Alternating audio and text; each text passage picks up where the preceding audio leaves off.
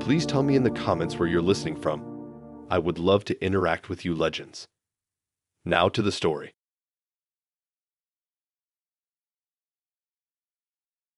It started one random Tuesday night when I couldn't sleep. I'd been half watching some random cooking show on my phone, half scrolling through this new dating app everyone had been talking about. It wasn't even supposed to be serious. I was just bored, still up at 2 a.m., eating dry cereal out of the box. But then I saw him. His name was Drew. Something about him pulled me in immediately. He didn't have the typical perfect guy vibe. He looked normal, real, warm brown eyes, messy hair, a lazy smile that didn't look staged. Every photo looked like it was taken by someone who actually knew him, not just posed selfies. One was him holding a mug by a window, another at the beach, another just laughing at something off camera. It felt so familiar. Like I couldn't explain it, but it was like I'd seen his face before. Not exactly him, but pieces of him. We matched instantly. I wasn't even sure I meant to swipe right, but a second later, there it was. It's a match. I stared at his pictures again. His face was weirdly comforting, like someone I could trust. The kind of face you'd vent to on a late bus ride. His messages came slow but detailed. He didn't just throw compliments. He asked about tiny things. My old job, my old school. That one photo on my profile of a dog that wasn't even mine. He guessed it belonged to an ex, which freaked me out because it did. But I brushed it off. Maybe I'd said something before. We started talking every night. The more I spoke to him, the stranger it felt. He somehow always knew exactly what to say, like he'd studied every breakup I'd ever had. He knew the kind of humor I liked, the kind of songs I'd cry to, the type of guys I always went for. It felt eerie, but also kind of addicting. After a week, he asked to meet. He said he lived on the edge of town, near those quiet new-built houses behind the lake. I'd driven by that area before. It was mostly half-finished properties, some still under construction. He said his was one of the few completed ones. I drove there on a Friday after work. It was cold, dark, and fog was rolling in over the water. The houses all looked the same, tall, gray, and empty. His place was at the end of the road. No lights on anywhere else, just his porch light flickering like it was about to die. The moment I stepped out of the car, I felt this weird heaviness. No movement, no sound, no cars, no people. I knocked once and the door opened slightly like it was already unlocked. Inside smelled faintly like men's cologne, the kind that used to belong to my ex-Matt. My stomach turned because I hadn't smelled that scent in years. The house was neat, minimal, no personal items, but every tiny thing felt familiar. There was a record player just like the one my first boyfriend had, a coat that looked like one another ex owned. Even the sofa, same pattern as the one I helped pick out with someone I dated last year. I started realizing every detail in that room connected to someone I used to know. The playlist humming quietly from the speaker had songs from all my old relationships. I remember looking around and feeling this cold panic rise in my chest. It wasn't like I thought someone was hiding there. It was worse. It was like every person I'd ever dated had been melted into one place, one smell, one presence. Then I saw his photos again on the wall by the staircase. Printed, framed, hanging neatly. And that's when I realized what was wrong. Each picture of Drew didn't look exactly the same anymore. I could see it clearly now under the light. One had the jawline of one ex, the eyes of another, the hair of someone else entirely. Every feature of his face was built from pieces of people I used to love, like a puzzle made out of memories I didn't consent to share. It didn't even make sense. Those photos looked real, like they'd existed for years. My hands were shaking. I pulled out my phone and opened his profile again. The pictures there had changed too. New ones, different angles. Each one sharper, almost too detailed, and in every one, he looked more like someone I recognized. Someone I'd once cared about. There was one last photo at the bottom. It wasn't there before. It was me, sitting in my car outside his house, looking up at the window. I hadn't even turned the ignition off when he posted it. I dropped my phone. It hit the floor hard and the sound echoed. The record stopped playing. That's when I heard footsteps upstairs. Slow, steady, like someone pacing right above me. I froze, trying to breathe quietly. There was no one else's car outside, but I knew someone was there. The footsteps stopped. Then the faint sound of my notifications, the same chime I used. My phone screen lit up again. A new message from him. It said, "Don't leave yet." I bolted. I didn't even grab my bag. I ran straight to the car, slammed the door, locked it, and reversed so fast I hit the curb. My hands were slippery on the wheel. I didn't look back at the house. I just kept driving until I saw lights again. By the time I stopped, I was in some random petrol station, shaking so hard I couldn't hold my phone properly. When I finally opened the app, his profile was gone. Completely deleted. Not unmatched. Gone, like it never existed. A few days later, I tried to show a friend what happened, but I couldn't find the screenshots I took that night. They weren't in my camera roll, not even in deleted photos. I swear I had them. But here's the part that keeps me up now. Every once in a while, when I scroll through social media, I'll come across some random account. Some stranger liking my photos or following me on a new app. And their face, it's always a bit too close to his. Different name, different city, but the same eyes, the same grin. It's like he keeps showing up again, just slightly rearranged. And every time I block one, another pops up. Same smile. Same face, made from all the people I used to trust. I don't use dating apps anymore. Not because I'm scared of bad dates or weird people. It's because I can't tell what's real anymore. Every photo I see looks a little too familiar, like he's still out there somewhere, watching, building himself again, out of me.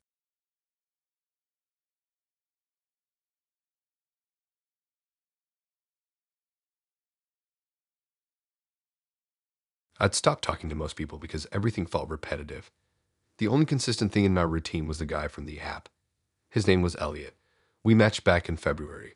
At first, it was just harmless texting to pass time, but then it became every night. He wasn't like the usual people you meet online. He never came off weird or pushy. He texted like he actually listened. He remembered tiny details. The name of my coworker I complained about, the movie I said made me cry, even the weird snack I liked that everyone else hated. I didn't think people paid attention like that anymore.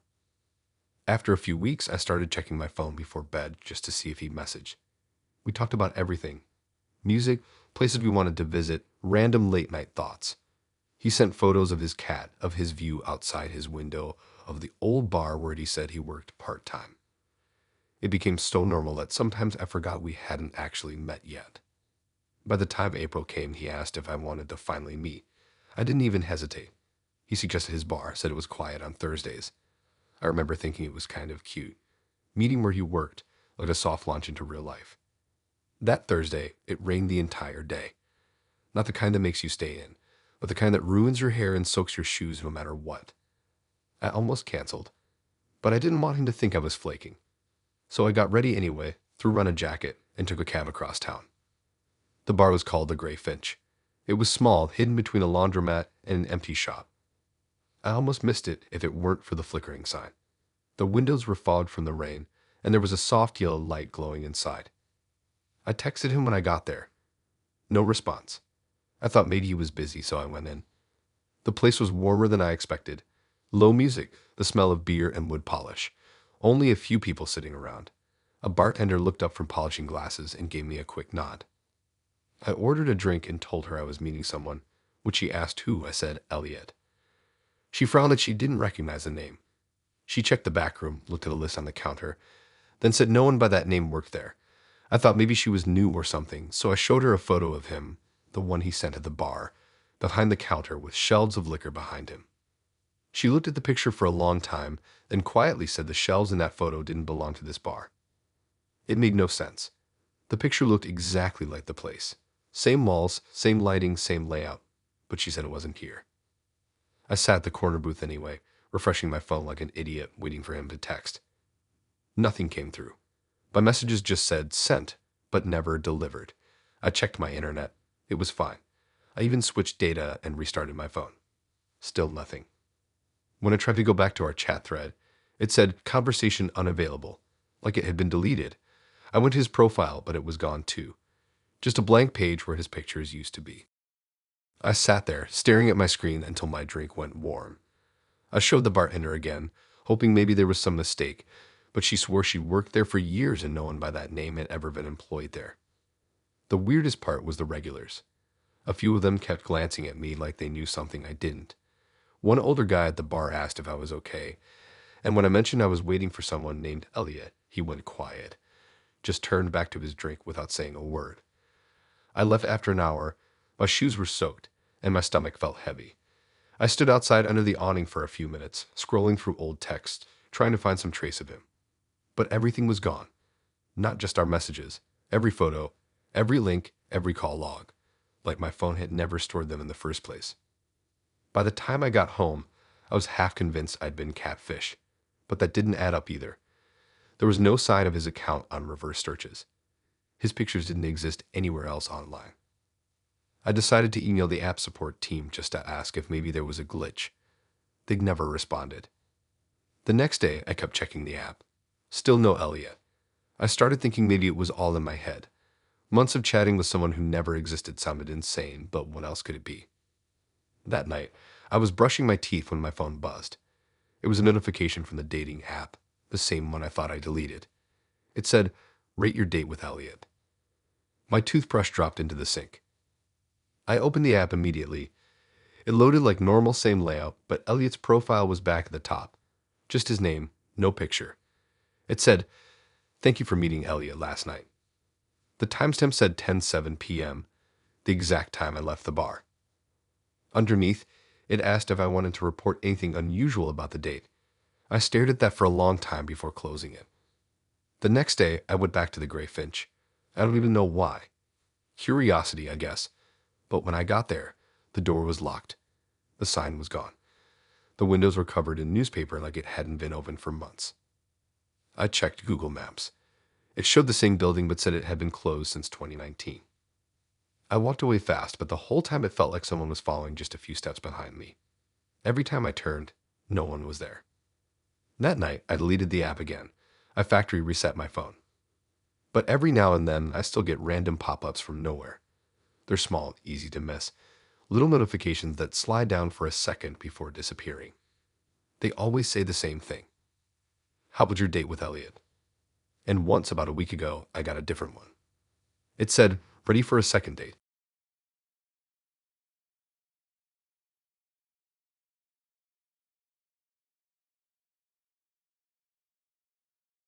It started out like any other boring Sunday night. I was sitting in my room with the lights off, half-eaten pizza on the desk, scrolling through dating apps just for something to do. I wasn't even trying to meet anyone seriously. It was just routine at that point. Swipe left, swipe right. Pretend I was actually connecting with people for a few minutes before deleting the app again. Then I saw her. Her name was Lena. Her profile popped up out of nowhere, like the app glitched or something because it skipped a few cards before landing on hers. She looked normal, brown hair tied back, blue sweater, a slightly tilted smile. Her bio was short, looking for something real. The kind of line you'd usually scroll past. But her eyes looked straight at the camera, and it didn't feel like one of those overly edited selfies. Something about it felt personal, like she was looking through the screen. I swiped right. Nothing happened. No, it's a match. No message. Nothing. I shrugged and kept swiping. But a few profiles later, she came up again. Same face, same background, but this time her name was spelled differently. Lena instead of Lena. Her age had changed too, from 26 to 25. I thought maybe it was a coincidence. People reuse pictures all the time. Maybe someone was using fake photos. I reported it and moved on. Then 20 minutes later, she came up again. This time the picture was slightly different. The same setting, same sweater, but her smile was wider, like she was trying harder.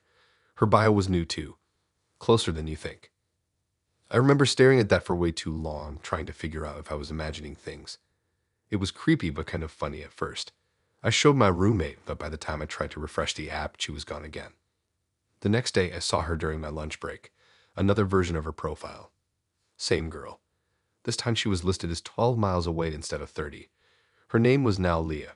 Her hair looked slightly lighter, and her bio had no text, just a pin emoji. I laughed it off, but it stayed in my head all day. I even Googled reversed image search stuff, but nothing came up. I thought maybe it was some bot experiment or something. That night, I got home and decided to mess with it a bit. I reinstalled the app, made a new profile. Within 10 minutes of swiping, she appeared again.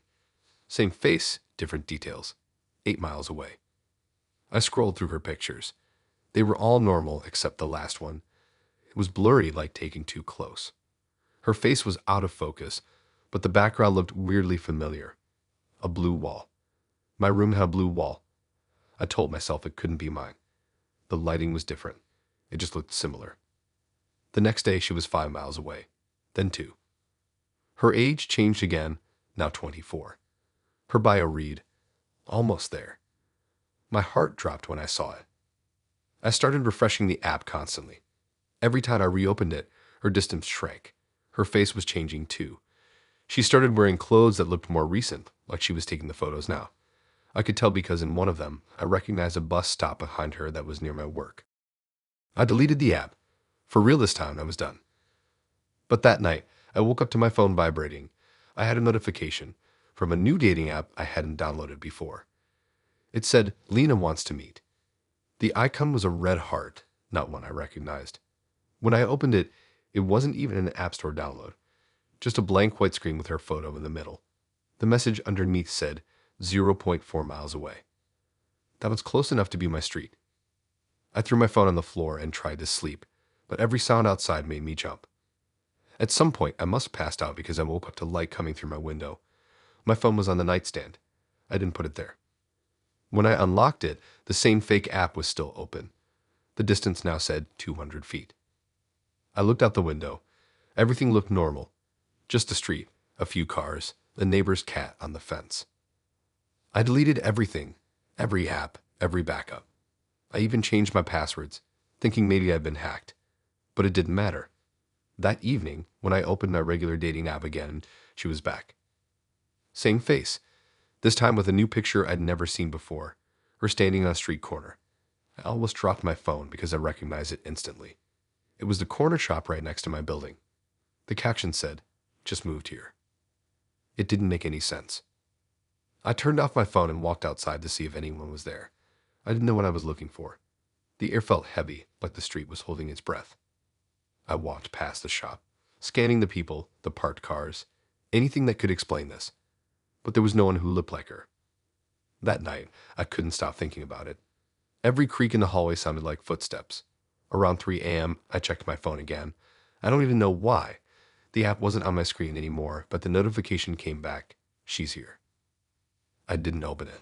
I didn't move. Then, a tap came from my window. Just one. Quick, like someone flicked a small rock at it. I froze. When I finally looked, there was nothing. Just a faint reflection of my own face. The next morning, I went outside. There were small marks on the window frame, like fingernail scratches. Not deep, but enough to notice. I didn't tell anyone because I knew how crazy it sounded. I even changed my number, got a new phone, new SIM, new account, everything. I stopped using dating apps completely. For months, I thought it was over. Then a week ago, I joined another app, one that uses video profiles. I was bored again, thought maybe enough time had passed. I uploaded my stuff, filled out the questions, started swiping. It only took 5 minutes. The first profile I saw was her. Not Lena, not Leah, not Lena. This time her name was Elle. Her age was my exact age. Her bio just said, finally. And the video, it wasn't a selfie anymore. It was filmed from the end of my street. You could see my apartment in the background, the window light still on. She was smiling, just like always. The video ended with her walking closer to the camera until her face filled the screen, her eyes staring right into mine. And now every time I've opened my phone, no matter what app I use, I see her reflection somewhere. In the glass, in photos and ads, always a little different, a little closer. I stopped swiping completely, but somehow she's still getting closer anyway.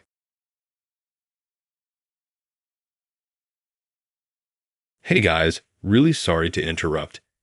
If you're still listening, then you're enjoying the story so far. And if you are enjoying, then please hit that like button. That's all I ask of you. Thanks so much. Now back to the stories.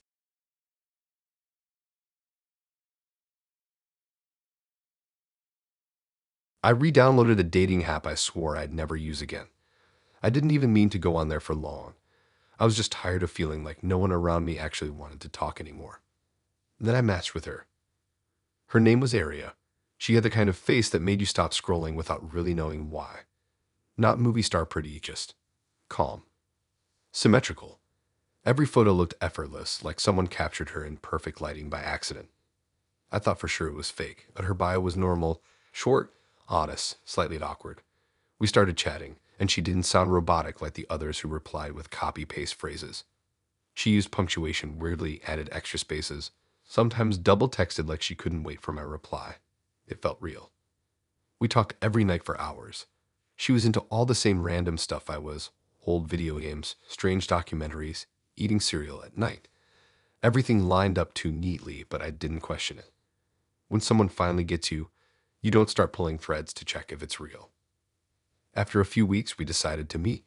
She picked a small eating cafe near the outskirts of town. It was quiet, with soft lighting and faint music. She looked exactly like her pictures, same gentle expression, same precise movements. When she smiled, it was like she practiced it in front of a mirror until it was perfect. The weird thing was, she never blinked much. I noticed it halfway through coffee.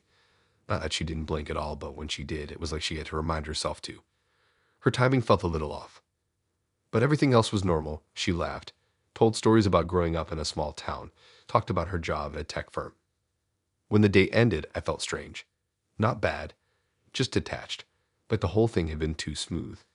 No awkward silences, no interruptions, no fumbling with words.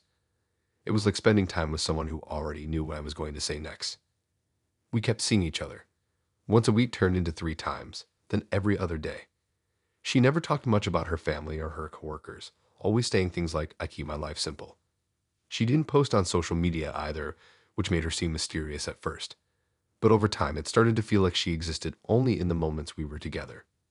Then one night, I walked her to her car after dinner. It was parked under a broken streetlight. When she unlocked it, I noticed something strange. There was a tiny square barcode etched into the side of her keychain.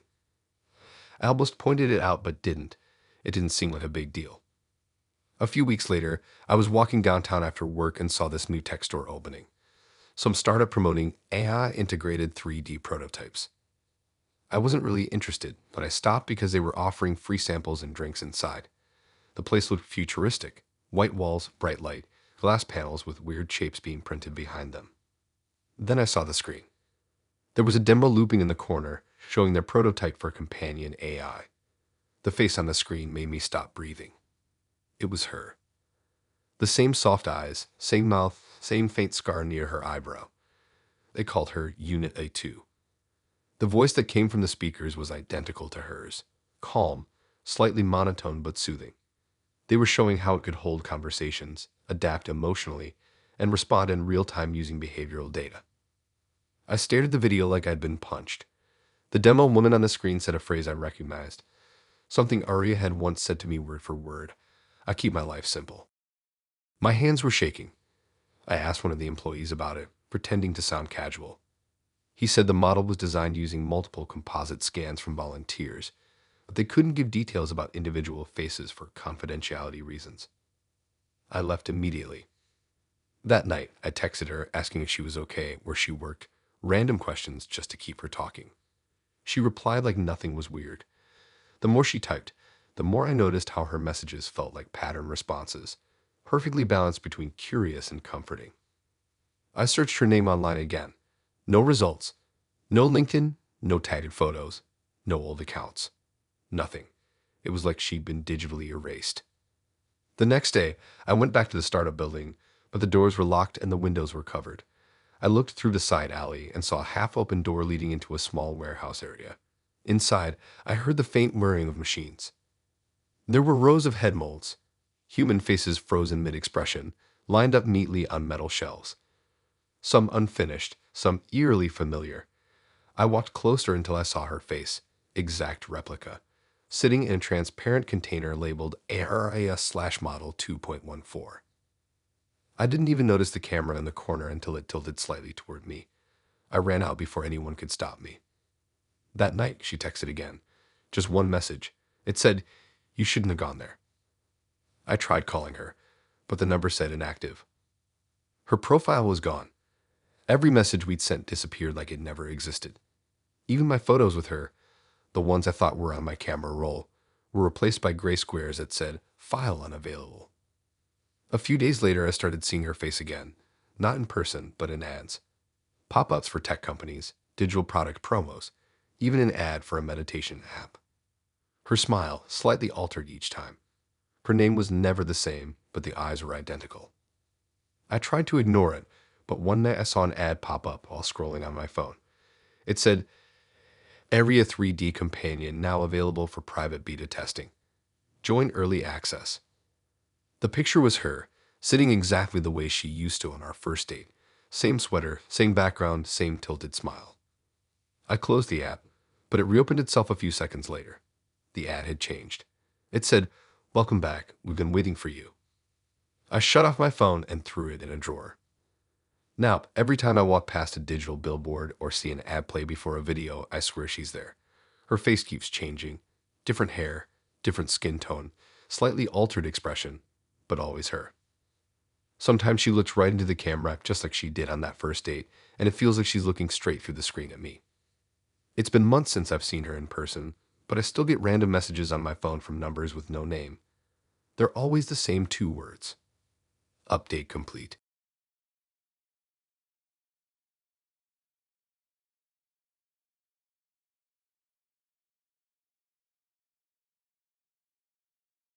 He wasn't the usual type I went for.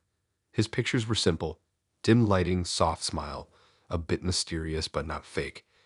His bio was short, something about late nights, black coffee, and poetry. I rolled my eyes at that last part, but I don't know, something made me swipe right anyway. We matched instantly. He messaged first, and his text had this weird rhythm, like he thought before every word. He didn't ask basic stuff like what I did or where I was from. He asked strange, personal questions, not creepy ones, just deep. Things like what time of day made me feel most alive, or what song made me think about my own past too much. The conversations never felt forced. They just flowed. After a few days of chatting, he said he wanted to send me something different. He said texting felt too mechanical, and that he wanted me to hear his voice. I hesitated, but curiosity won. He sent a voice note. It was only 20 seconds long. His voice was deep, slow, calm, like the kind of tone people use to read bedtime stories or podcasts. But instead of saying hi or anything normal, he was reading something. A poem. I couldn't tell if he wrote it or found it online, but it was about time, dreams, and how people lose themselves in routine. It was almost relaxing to listen to. When it ended, I played it again. Something about the way he spoke had this echo behind it, like he was in a tunnel or a big empty room. The background had faint sounds, a hum, maybe an engine or static. I told him it was beautiful, and he replied with a smiley face. That was it. But that night, I couldn't sleep. I kept replaying the voice note because it had this odd pull. It wasn't even the words. It was the sound itself. Like there was something hidden underneath the calmness, something my brain couldn't process right. I remembered this old TikTok trend where people would reverse songs to find hidden messages. Just out of boredom, I saved the audio and opened a random reversing app I had from years ago. I didn't think it would work, but I wanted to hear how it would sound backward.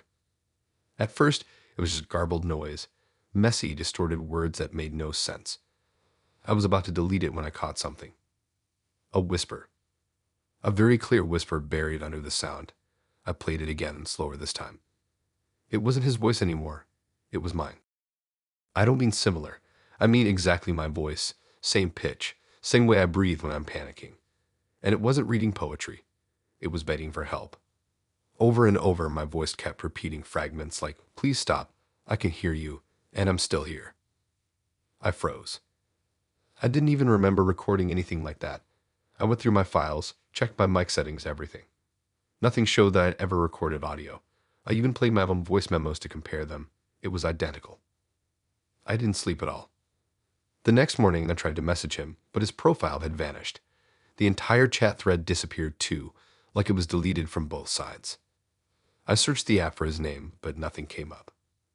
I tried to play the voice note again from my files, but the app crashed. Every time I reopened it, the file wouldn't load. It just glitched and skipped.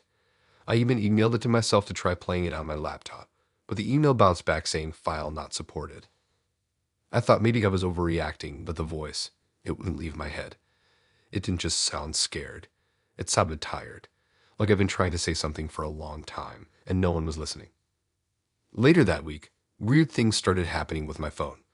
My notifications would open themselves. My microphone light would flash for no reason. When I used voice notes on other apps, I'd play them back and hear faint static in the background, the same hum from Liam's recording. I deleted the dating app completely, but the messages didn't stop. A few days later, I got a random email from an unknown address with no subject line, just an attachment named voice_203. I didn't open it right away. I left it sitting in my inbox for hours, but curiosity got the better of me again. When I finally played it, it started the same way, a man's voice reading softly. The words were different this time, but I recognized the rhythm. It was him again. Only now his voice sounded heavier, almost slowed down. The background hum was louder too. Halfway through, my phone screen went black for a second.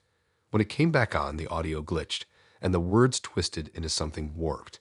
I could hear my own voice cutting through his, overlapping, echoing, pleading. It said, "You shouldn't have reversed it."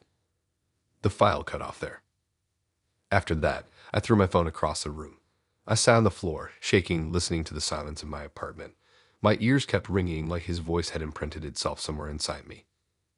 I tried using a new phone, thinking it was some sort of hack. But a few nights later, while I was half asleep, my new phone vibrated once. No notifications, no messages, just one vibration. When I checked, my voice memo app had opened by itself. There was a new recording titled Sent. It was 10 seconds long. When I pressed play, it was silent at first, then the faint sound of breathing, my breathing, then a whisper, "You're next." The voice wasn't mine this time. It was his. I deleted the file instantly, but it reappeared every few days under different names, saved, received, heard. I can't even tell which ones are real anymore. Sometimes when I record something, I'll play it back and hear faint laughter in the background. I stopped talking to people through apps completely. I barely even use my phone now, but late at night I still hear that same hum coming from my speakers, even when nothing's playing. And every once in a while, I'll wake up and find a new voice note waiting, always from an unknown number, always unread. I never open them anymore, but I swear sometimes I can still hear my own voice coming from the speaker before I delete them, whispering, desperate, like it's trying to warn me about something that's already too late to stop.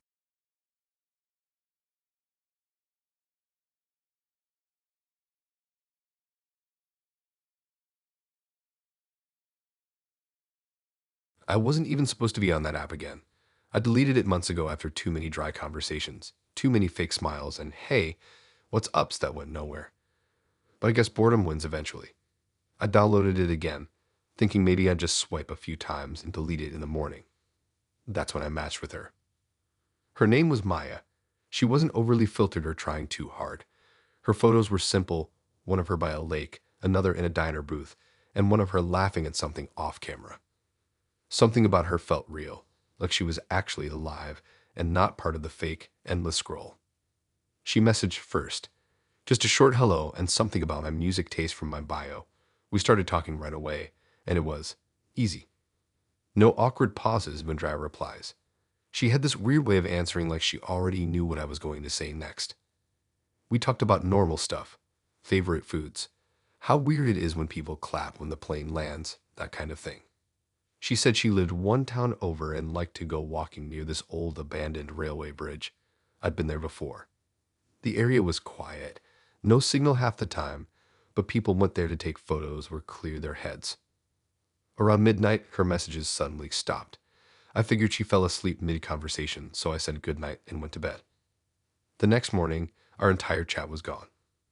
Not deleted by me, just gone. Her name, her profile, everything. I tried searching for her, but nothing came up. The app said she no longer existed. I figured she deleted her account or unmatched, but something about it felt wrong.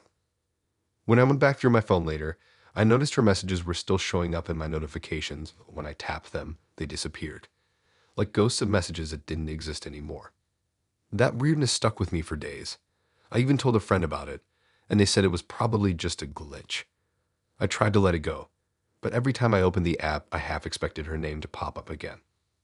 Then about 2 weeks later, I woke up to a notification. It was from her. It said she'd sent a message. When I opened it, her entire chat was back. Every message exactly where we left off. Except now, the timestamps were all wrong. Each one was marked as being sent 2 years from now. The date said June 3rd, 2027. At first, I thought my phone was bugging out. Maybe it messed up my settings or changed the date somehow. But my phone's clock was normal. Everything else was normal. Just her messages. Her profile was back too with the same photos. But her bio was different now. It said, "It's strange talking to someone from before." I stared at that for a long time. I scrolled up through our old messages, and the more I looked, the more the small details didn't match. The way she typed was slightly off, like she was trying too hard to sound casual. Her old messages started rewriting themselves, literally shifting in real time. One by one, her older replies changed. They became more personal, more specific. She mentioned things I'd said in the future, things I hadn't told her yet. Stuff like, "You quit your job, right? And you moved out after that argument." The problem was, I hadn't quit my job. I hadn't moved. None of that had happened. I took screenshots and sent them to my friend, but when he opened them, all the messages were blank. That night, I sat in bed staring at the chat. I typed something like, "Is this a prank?" and hit send. The message delivered. Then I watched as the typing bubble appeared. Her reply said, "You shouldn't be able to see this yet." I swear I felt my chest tighten. I asked who she was, if she was real, if this was some tech scam or whatever. No reply. Then her messages started deleting again, one after another until only that single one remained. "You shouldn't be able to see this yet." Her profile vanished again. I thought that was the end of it. I uninstalled the app for good, but it didn't stop. A few days later, I started getting random notifications saying, "You have unread messages." When I checked, it was always from her. I'd open the app, and there'd be a new message sitting there, each one more direct. "You're in danger. They'll find you soon. Don't go near the bridge." All timestamped 2027. The bridge part messed me up because that's the place she mentioned in our first conversation. I hadn't been there in months. I started thinking maybe someone hacked me, maybe she was just trolling. But the weirdest part, when I checked the location data on those messages, they were tagged from coordinates that matched that exact bridge. I decided to drive out there one night just to see. It was stupid, I know, but curiosity messes with you like that. It was foggy, empty, dead silent. My car headlights cut through the mist, and everything looked distorted. I stopped near the bridge. The ground was damp, the air heavy. No one was there, but my phone buzzed again. Another message. It was her. This one wasn't a warning, it was a photo. It showed me standing next to my car, same headlights, same jacket, same moment, but taken from across the bridge. I hadn't seen anyone there. I drove home shaking. When I got back, all the messages were gone again. My chat with her was completely blank. The app said she'd unmatched. Weeks went by and I tried to forget. Then last night, the app reinstalled itself on my phone. I didn't even notice until it lit up with a new notification. Her name was back on my matches list, but with one small difference. Her profile picture wasn't the same smiling photo from before. It was a picture of me. Same expression, same lighting, like it was taken seconds ago. I opened our chat. There was one new message. It said, "We meet again in 2 years." And the timestamp said June 3rd, 2027, 12:01 a.m. I checked my clock. It was exactly 12:01 a.m.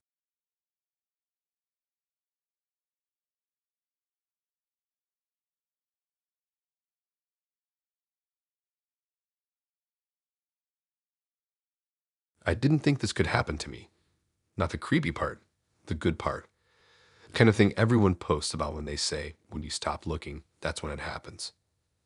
I'd been single for almost a year and had stopped caring about dating apps altogether. Then I matched with Ethan. His first message wasn't weird or cringy like most guys. He actually sounded normal, which somehow made him stand out. His photos looked like they were taken by someone else, not selfies.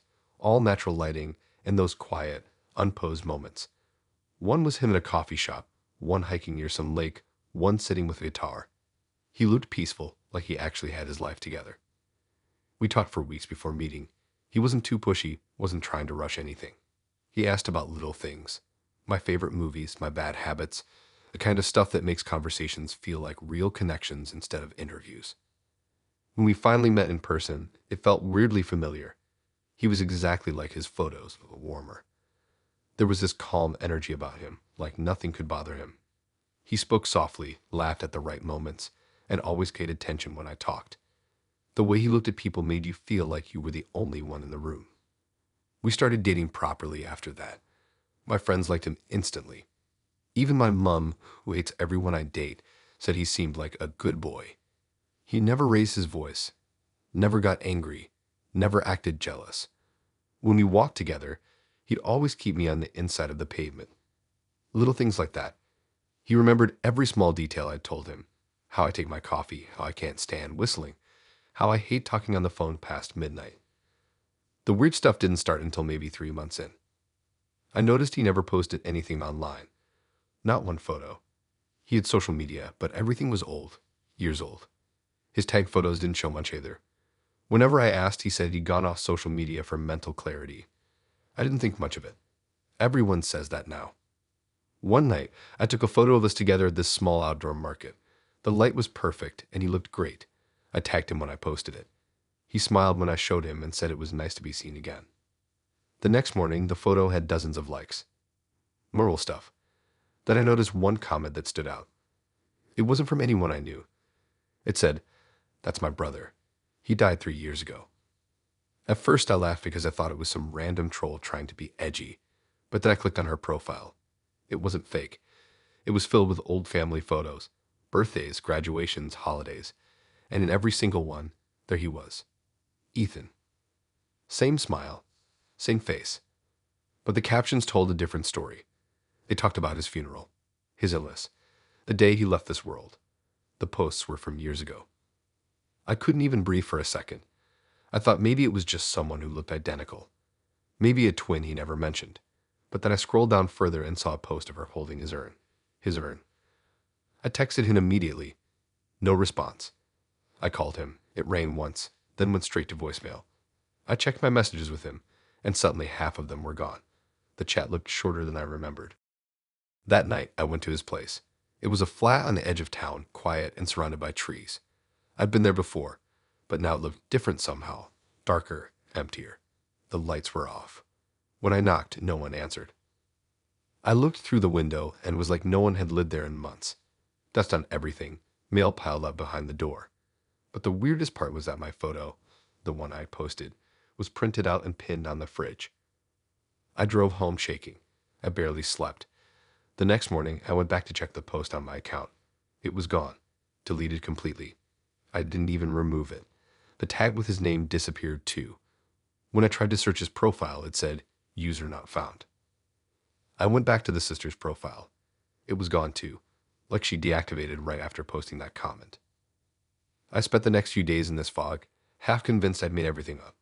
My messages were still missing. My friends thought maybe I got catfished, but it didn't add up.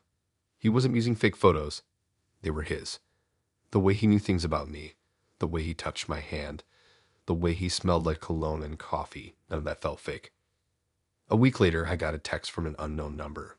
It was a photo. The photo was me, sitting in my car outside his flat, from behind the trees. The caption just said, "Thank you for remembering me." I didn't tell anyone about it. I deleted the number right away, blocked it, changed mine too. But the next day, my friend sent me a link to a memorial page she found online. It was for someone named Ethan Carter. Same face, same voice. There was even a short video tribute. It was definitely him. The memorial said he died on June 12th, 2020. That date was exactly 3 years before the night we met on the app. I tried logging back into the dating app to see if his profile still existed, but it wouldn't even load. It just said error. When I made a new account under a different name, I found his profile again. Same photos, same bio, same everything. But when I tried to swipe right, it said, "You've already matched with this user." I deleted the app after that. I didn't tell my friends or my family what really happened. But sometimes, at night, my phone lights up with notifications I can't open, just a message preview that says, "I'm still here." Once I clicked by accident, and it opened my photos. The newest one was a picture of me sleeping. And standing beside the bed, in the background, was him, smiling the exact same way he did the first night we met.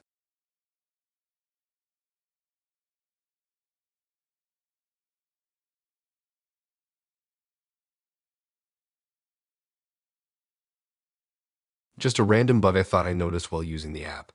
I'd only been back on it for a week. Nothing serious, just curiosity and boredom. I wasn't even looking for anything real, just mindless swiping before bed. The app was called Heartline, one of those newer ones that brags about smart location sensing. It automatically filled in nearby spots to help people connect locally. I thought that meant restaurants were general areas. I didn't realize it meant something else entirely. The first time I noticed it was when I sent a message to someone. After hitting send, I saw a faint gray line under my text, sent from near Holloway Road, N7. I didn't remember typing that. I assumed it was some feature I accidentally turned on, like those share location things. I looked through settings, but there wasn't an option for it. It was just there, attached to every message I sent. At first, I didn't care. It wasn't like it was showing my exact address, just a nearby area. Still, it was weird how it updated every time I moved. If I texted from work, it said sent from Camden Town. If I texted from my friend's flat, it said sent from Hackney. It felt a little too accurate, but I didn't overthink it. Then I matched with Lydia. She stood out instantly. Her profile was normal but oddly polished. 3 photos, all warm lighting, nothing flashy. She had that kind of quiet, confident look that didn't need filters. Her bio said she liked long walks, late nights, and people who actually reply. She messaged first. She was funny. Dry humor, quick replies, never too serious but not childish either. We talked for days. It felt easy. She asked me about my music, my family, what I do when I can't sleep. I liked how she typed. Full sentences, proper punctuation, like someone who actually thought about what they were saying. After a week, she asked to meet. We chose a small burger place near King's Cross. The date went fine. She looked exactly like her photos. Calm, collected, a bit intense, but not in a bad way. We talked for hours, mostly about random things. There were moments where she'd look at me for a bit too long, like she was studying my reactions, but I figured that's just how some people are. When we left, she offered to walk with me to the station, but I said I'd grab a cab since it was late.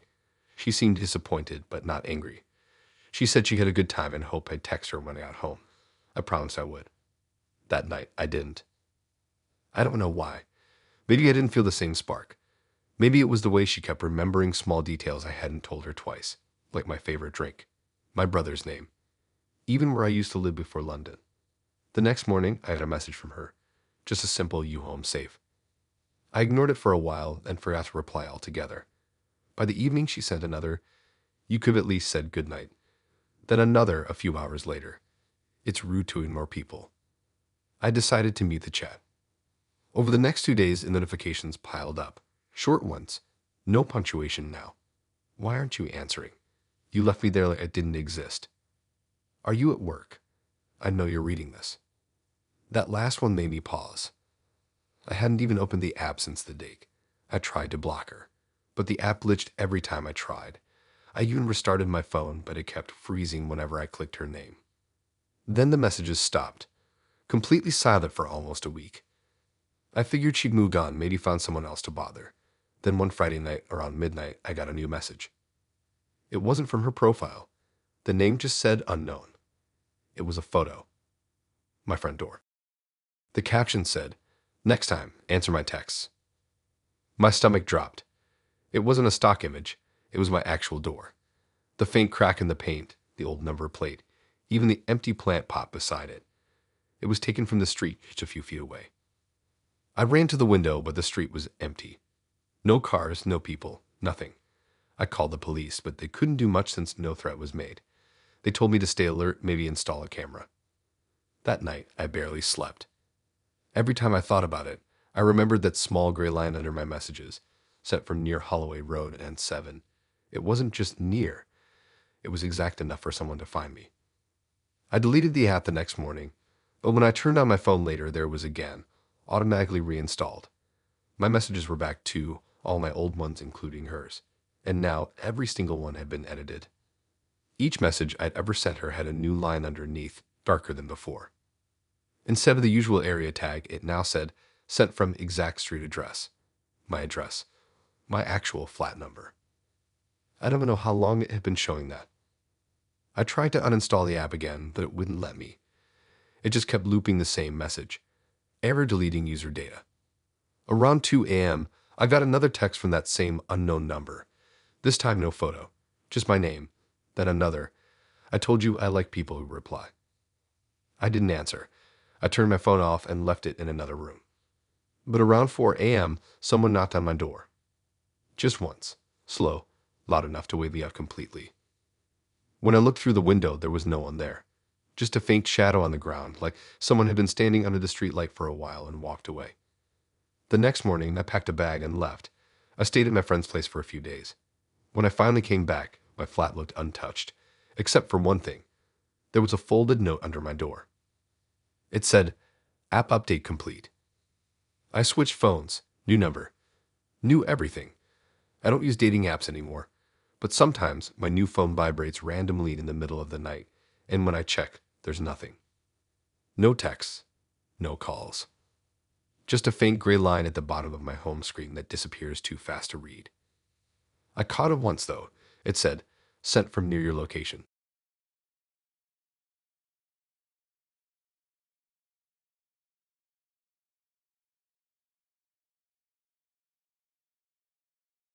I met him during one of those stretches of time where every day felt like the same playlist on repeat. Work, phone, sleep, repeat. I wasn't looking for anything serious, not even close. But I'd been talking to this guy named Miles on a dating app for about 3 weeks, and it was going better than I expected.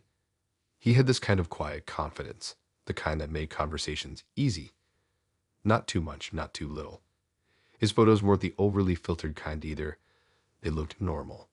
A bit grainy even. One of him in a hoodie, another at a cafe, one of him on a pier at sunset. We built that fake little bubble people make when they talk too much online, staying up late, sending random playlists, sharing dumb inside jokes that feel special even though they're just words on a screen. Eventually, we agreed to meet in person. He said we should both delete the app once we met, as some kind of symbolic gesture. I laughed at that but agreed anyway. We met at the small park behind a row of cafes. It was one of those days where everything feels unreal, like you're watching yourself do things. He looked exactly like his photos, maybe even better. He had that kind of face that looks calm even when he's quiet. He brought coffee, said it was the kind I liked. We talked for hours. It felt easy.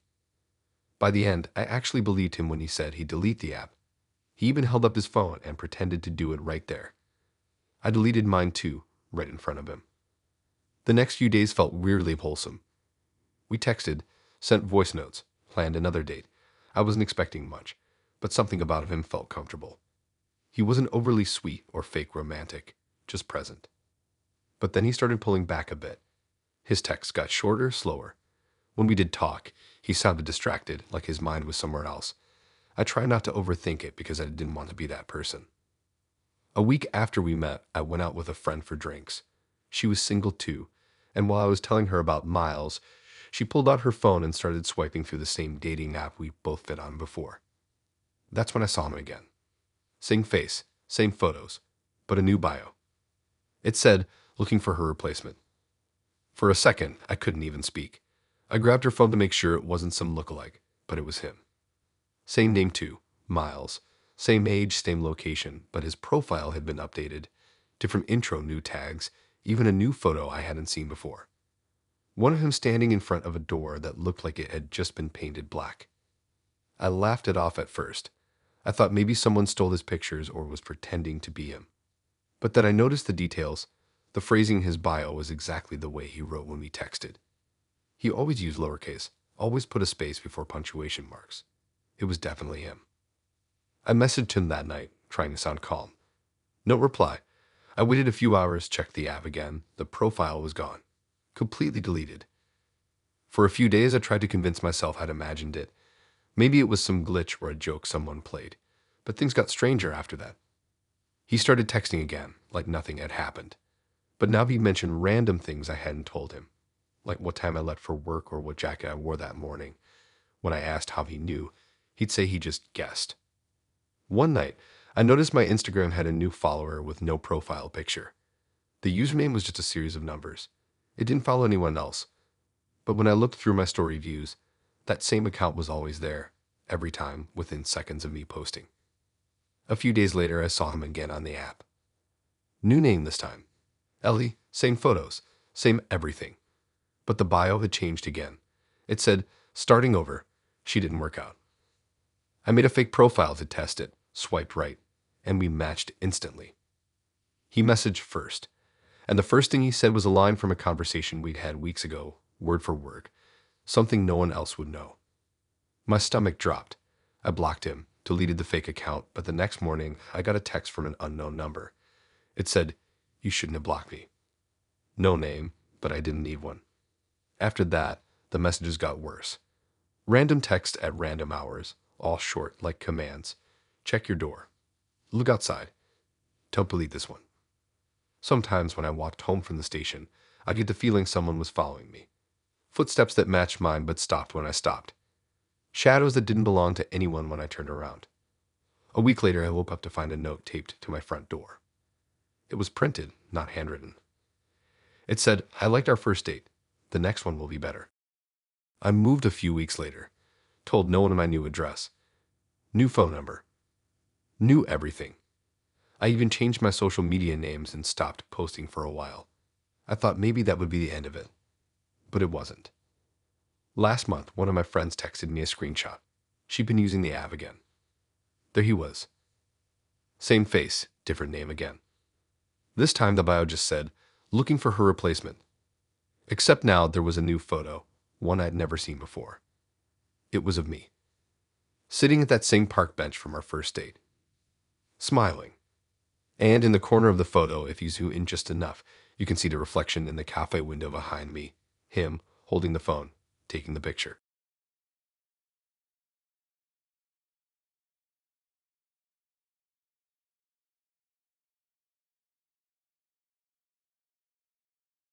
It started with an ad that didn't look like an ad, just a small post buried in my feed that said, "Try Heart Match Plus, now in early access.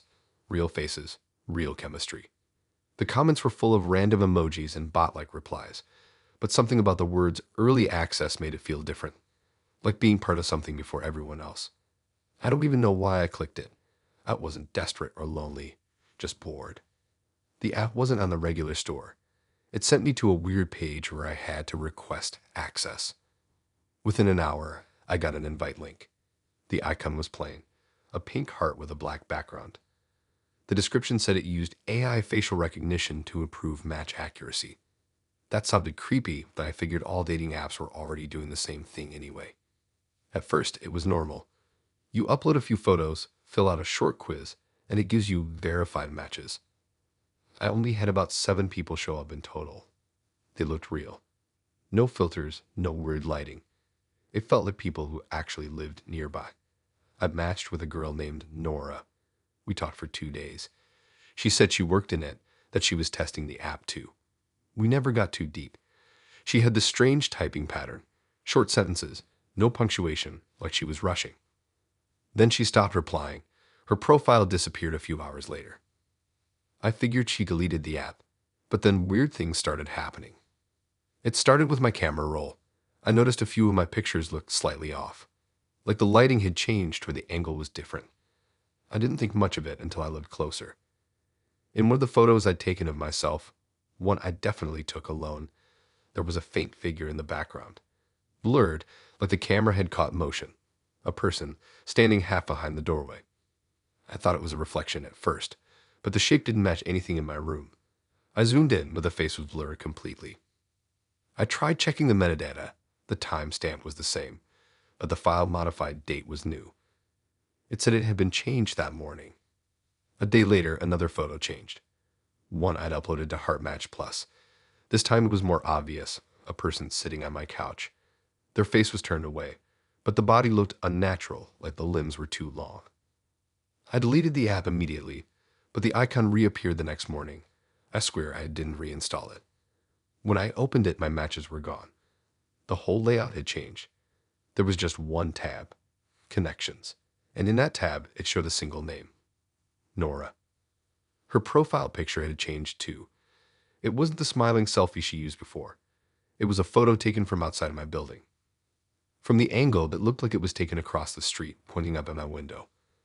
I checked everywhere, my blinds, my hallway, even the bushes outside. No one was there. I deleted the app again, cleared my cache, everything. That night, my phone started updating by itself. The screen glitched, the brightness kept flashing, and that same app icon appeared again. this time renamed Heart Match Plus AI 2.1. It didn't even ask permission to install. When I opened it, there was no sign-in screen. It just said, "Welcome back. We missed you." The photos started appearing automatically, dozens of them all of me. Some I didn't even remember taking. Some were from different rooms in my apartment. One looked like it was taken while I was asleep. Another was from behind me while I was at my desk. Every image had something off. A shadow in the corner, a blurred face near the door, a reflection in the TV that didn't belong. I tried factory resetting my phone. It froze halfway through and rebooted with the app still there. My lock screen wallpaper had changed too. It was one of the altered photos, the one with the person sitting on my couch. I decided to look up the app's company. HeartMatch Technologies old. The website was gone. The domain redirected to some random Japanese forum page that just said, "Access forbidden." I tried Googling the company name, but the most recent result was from 2 years ago. The company had apparently shut down after a data breach investigation. I didn't sleep that night. My phone kept lighting up with notifications from the app. All of them said, "New matches found near you." Every time I opened one, it showed blurry faces. Dozens of them. None with names. Around 3 a.m., I heard something. Not loud, just this faint clicking, like the sound of a camera shutter. I turned my phone off and threw it in a drawer. The sound stopped. The next morning, when I checked my photos again, there was a new one. A photo of me standing by the window. Same clothes as the night before, same room. Except the photo wasn't from my phone. It was taken from outside, looking in. I went to the police. They told me to leave my phone with them for digital inspection. When they checked it, the app wasn't there. The icon had vanished completely. No trace of the program, no logs, no installation data. They told me to buy a new phone just to be safe. I did. A completely different model. I didn't back anything up, didn't connect to any old accounts. For a few days it was quiet. Then one night, while I was scrolling through my new phone's gallery, a notification appeared at the top. It was from Heart Match Plus. It said, "Welcome back.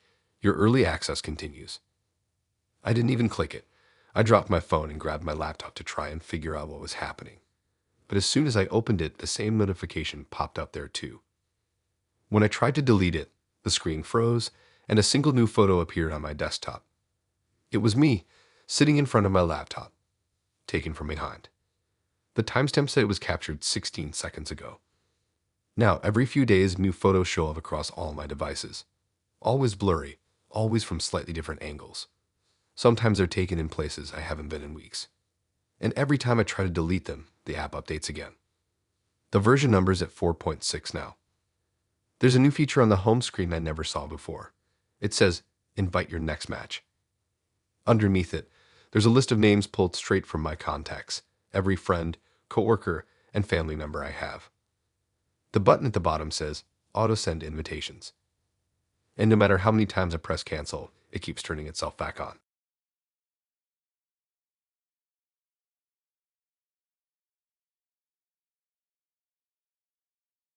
I met him on one of those nights where you tell yourself you're just going to browse and not actually talk to anyone. I'd been scrolling through the app half asleep, swiping left over and over until his face popped up. His name was Ellie. The photo was simple. Him in a black jacket, leaning against a railing at sunset. He had one of those calm faces, the kind that looked trustworthy. The kind that makes you want to stop scrolling. We matched instantly. His first message came within seconds, and it wasn't the usual boring opener. He talked like he actually read my profile. We ended up chatting for hours that night, and by the next morning, it felt like we'd known each other forever. He wasn't pushy, just consistent. Always remembered what I told him. Always knew how to keep the conversation going without it feeling forced. After a week, he asked to meet. I said yes, even though I usually don't that quickly.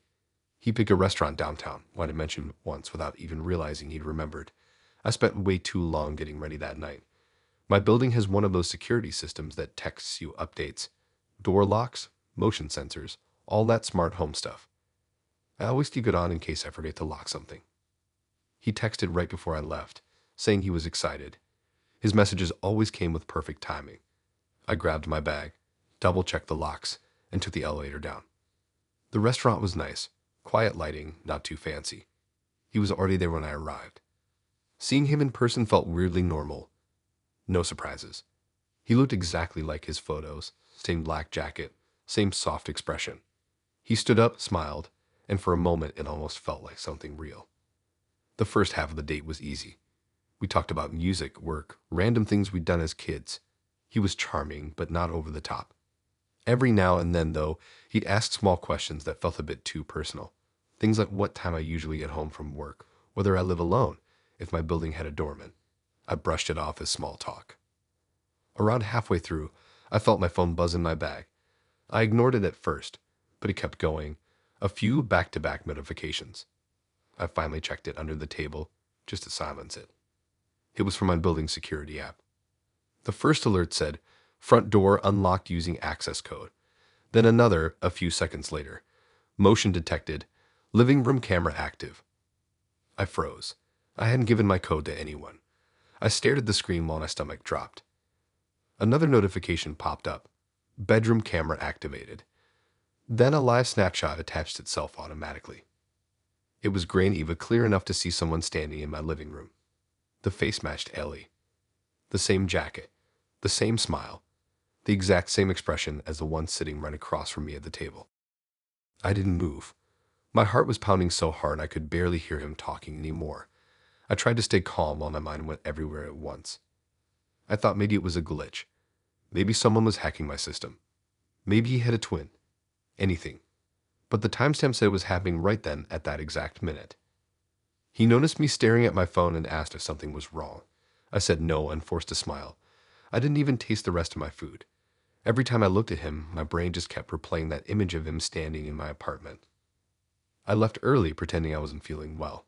He offered to walk me home, but I insisted I'd call a ride.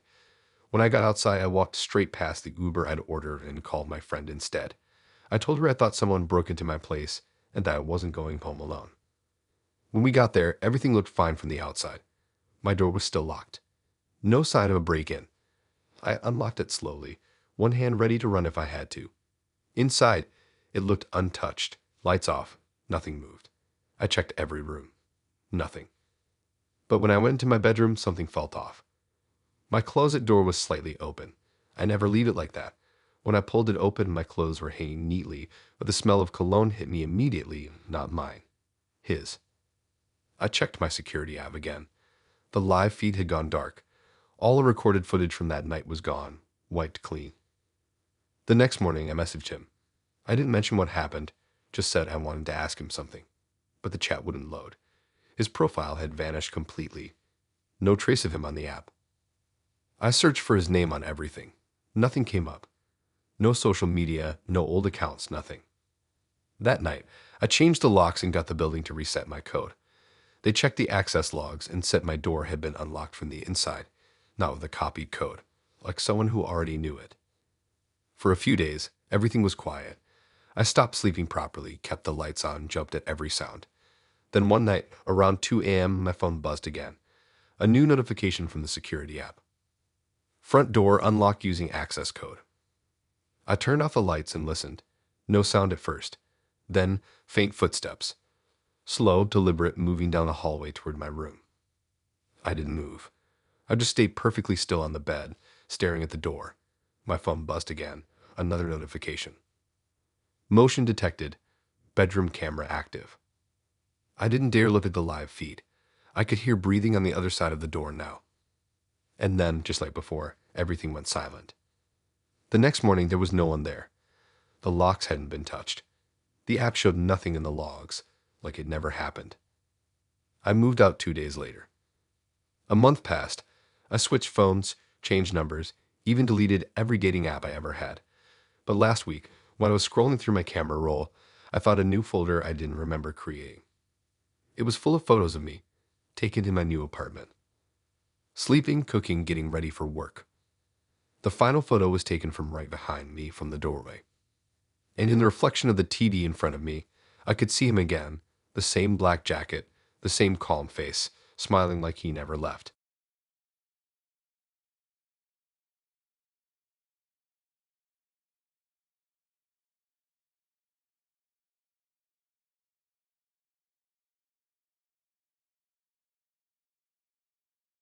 Her name was Clara. Her bio said she was a corporate lawyer who worked too much and slept too little. Her photos looked like they belonged on a professional website more than a dating app.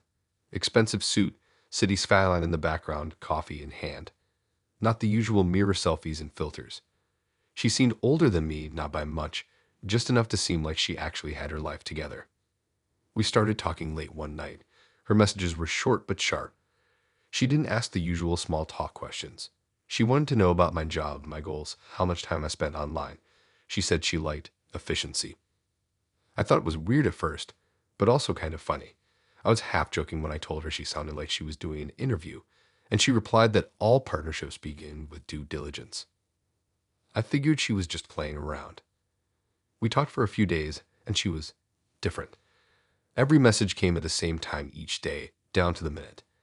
The typing bubbles never lasted long. She wrote like someone who planned every word.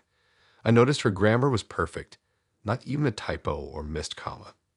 It was strange, but it made her feel real in a way, like she was too deliberate to be fake.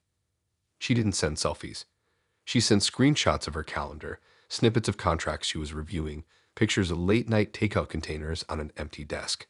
It was oddly consistent. She said she wanted to meet but preferred to handle things formally first. I'd assumed that meant planning a date, but later that night she sent a PDF.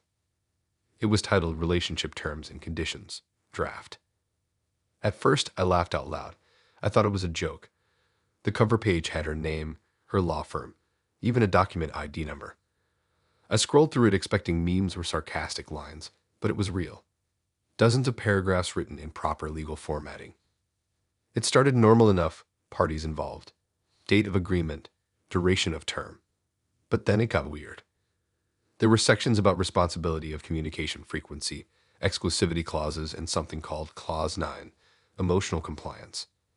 One line said I'd agreed to disclose all relevant personal data, including but not limited to location, financial status, and psychological disposition. I read it twice, then 3 times, thinking it had to be satire. I even screenshotted a few lines to show my friends later. At the bottom of the document was a digital signature box and a line that said, "Sign to proceed with the relationship." I didn't sign. I texted her, joking that she should just ask for a dinner date instead of a merger. She didn't reply. Not for hours. Then my phone buzzed again. She'd sent another message, shorter this time. I only date people who understand boundaries. I ignored it. The next morning, when I opened my banking app, it didn't load. It just showed an error. Account temporarily unavailable. I thought it was just maintenance or something, but my other apps started acting weird too. My PayPal was logged out, my email kept forcing me to reset my password, and my cloud drive was showing folders I didn't recognize, all labeled with her name. I texted her again, asking what was going on. A few minutes later, she replied, "You already agreed when you swiped." I didn't even know what that meant. I went back to the dating app to check her profile, but it was gone. Completely deleted. That night, I got an email. No subject line, just an attachment. The same PDF. Only this time, it said final version. The clauses were different. Now it included references to my bank name, my employer, even my home address. There was a new section called Termination Policy, which said, if either party fails to maintain communication, enforcement actions may be initiated. I thought someone had hacked my phone. I tried deleting the email, but it wouldn't move to trash. Every time I refreshed, it reappeared. I restarted my phone, it was still there. Then I noticed my contact list had changed. Her name wasn't there anymore, but every saved contact number on my phone now had a small note beside it, pending verification under contract review. I tried logging into my laptop instead, thinking I could reset everything from there. As soon as it loaded, a pop-up appeared, plain white screen with black text. It said, "This device is now registered under Clara's agreement portal." I unplugged it immediately.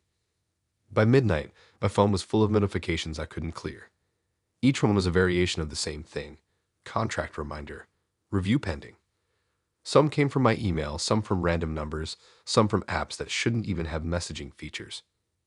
I called my bank the next morning using a different phone. They said there were no issues on their end, but they couldn't verify my identity because the linked document didn't match my previous signature. When I asked what document they meant, the representative said something about a digital consent form added to my account overnight. The file name? Clara_contract.pif. At that point, I didn't know what was real anymore. I factory reset everything. My phone, laptop, even changed my as I am. For a few days, things went quiet. Then one night, I got a notification from an app I didn't remember reinstalling, the same dating app, except the logo was slightly different. It had the same color scheme, but now it said Heart Legal. When I opened it, my old messages were still there. Every one of them. But they'd been rewritten. All of my replies now ended with a line that said, I agree to the terms and conditions. I tried deleting my account, but the button just redirected me to another PDF. This one blank, except for a single sentence in the middle. Termination will result in breach of contract. My phone locked up completely after that. The screen flickered, then froze on a photo I'd never seen before. Her face, looking directly into the camera, sitting at what looked like my desk. Behind her, my window was open. I smashed the phone after that. A few days later, I went to my bank in person to open a new account. The teller looked confused when she typed in my information. She said there was already an account under my name at a different branch. Same photo, same address, just one difference. The account listed Clara W. as joint holder. And under contact details, it had a note that read, shared access granted via relationship contract. I don't use dating apps anymore, but sometimes when I open my laptop, the home screen flashes for half a second before loading, just long enough for me to see a document title sitting in the background folder. It's always the same file name, relationship_terms_active.pif. And the timestamp updates itself every time I connect to Wi-Fi.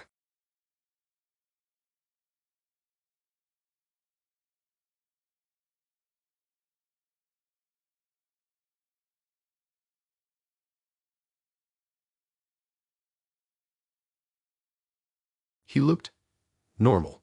That was what stood out most. No filters, no shirtless mirror pics, no forced smirks. Just regular, clean shots. A little grainy, but real. One of him sitting on a couch, one standing by a window, one in front of what looked like a big antique mirror. The lighting in that photo caught my eye. It was this warm yellow glow, like something out of an old film. We matched almost instantly. His first message was simple, nothing creepy, just casual. He said he liked that my profile looked honest. That word stuck with me. I told him his pictures looked nice too, and he said he took them all at home because he liked the quiet. That should have been my first clue, but I didn't think much of it then. We started talking more. Every conversation felt easy. He was polite in a way that didn't feel fake, always asking questions, always remembering small details. It was refreshing. Most people on the app either disappeared mid-sentence or turned weird way too fast. He didn't. After a few days, I went back through his profile again, not because I was suspicious, but because I just wanted to look at him. That's when I noticed it. Every single photo of him, except one, had that same mirror in the background. It wasn't obvious at first because he took the pictures from different angles, one sitting, one standing, one leaning against the wall. But in each one, that tall mirror was there. It had this dark wooden frame carved with weird patterns, like vines or hands. It looked heavy old. I zoomed in just because I liked the design, but when I did, something felt off. There was a faint smudge behind him, like movement blurred by the camera. I thought it was just lighting or a reflection, but then I saw it again in another photo. And this time, there wasn't just one. There were several faint outlines. The shapes looked like people, figures behind him, almost invisible unless you really looked. One had what looked like long hair. Another had their arm raised, like reaching toward the mirror. They weren't clear, just faded shadows mixed into the glass, but once I saw them, I couldn't unsee them. I told myself it was just the way the light hit the mirror. Maybe old glass distorts things. Maybe I was just being paranoid, but I couldn't shake the unease. That night, he messaged me again, asking how my day was. I answered like normal, but every time I glanced at his profile picture popping up beside his texts, I kept staring at that mirror. He said he wanted to meet soon. He even sent a new photo, a selfie of him holding a cup of coffee, the mirror right behind him as usual. The weird thing was, this time, the reflection looked different. There was a faint shape over his shoulder, clearer than before. The outline of a woman's head, tilted sideways, like she was standing just behind him. I didn't reply for a few hours. When I finally did, I asked about the mirror, trying to make it sound like casual curiosity. He said it was something he'd had since he was young, a family thing. He added a smile emoji like it wasn't a big deal. After that, I couldn't stop thinking about it. I saved his photos and started editing them, brightening them, zooming in, adjusting the contrast. The more I did, the more I saw. In one photo, there were clearly 3 different people reflected. All faint, all blurry, but human-shaped. I thought maybe he was recycling photos from somewhere else. Maybe he stole them. I reverse searched one of his selfies and found nothing. It was like those pictures didn't exist anywhere else. I showed one to a friend just to make sure I wasn't losing it. She froze when she saw it. Then she asked if I noticed the small details, like the fact that none of the women in the reflections had faces. Just blurred ovals where their eyes and mouths should be. That night, I decided I was done talking to him. But he messaged again, right as I was about to delete the app. He said he'd been thinking about me, that I seemed different from the others. He said he wanted to show me something special, the mirror up close. I didn't answer. I deleted the app and went to bed feeling sick. The next morning, I woke up to an email. The sender's name was Even. I had no idea how he got my address. The subject line just said, "You forgot to say goodbye." Inside was a single attachment, a photo. It was taken in our living room. At first, I thought it was some kind of trick, maybe an edited image. But then I saw myself, sitting on my couch, looking at my phone. The lighting, the layout, everything was mine. Behind me, in the photo, was a tall mirror I didn't own. It was his mirror. And in the reflection, behind me, were the faint outlines of women, more than before, all facing the same direction, all facing me. I deleted the email immediately, blocked the address, and checked every corner of my apartment. There was nothing. I even called building security to check the cameras. They said no one had entered or left that night. For 2 weeks, nothing happened. I started convincing myself it was some elaborate online scam, stolen photos, creepy prank, something explainable. Then one night, I got another email. No text this time, just another photo. It was my bedroom. Taken from the corner by the window, I was asleep in the photo, the covers half off. And right at the edge of the frame, leaning against the wall, was that same antique mirror. The next morning, my phone was filled with notifications from the dating app, the one I deleted. I opened it out of panic, and his profile was still there, but all the photos were different now. Every single one was of me, in my apartment, in my bed, in my kitchen, all with that same mirror behind me, and those faint, faceless women standing in the reflection, only now there was something new. A figure in the middle. It wasn't blurry this time. It was him. Standing right behind me, smiling.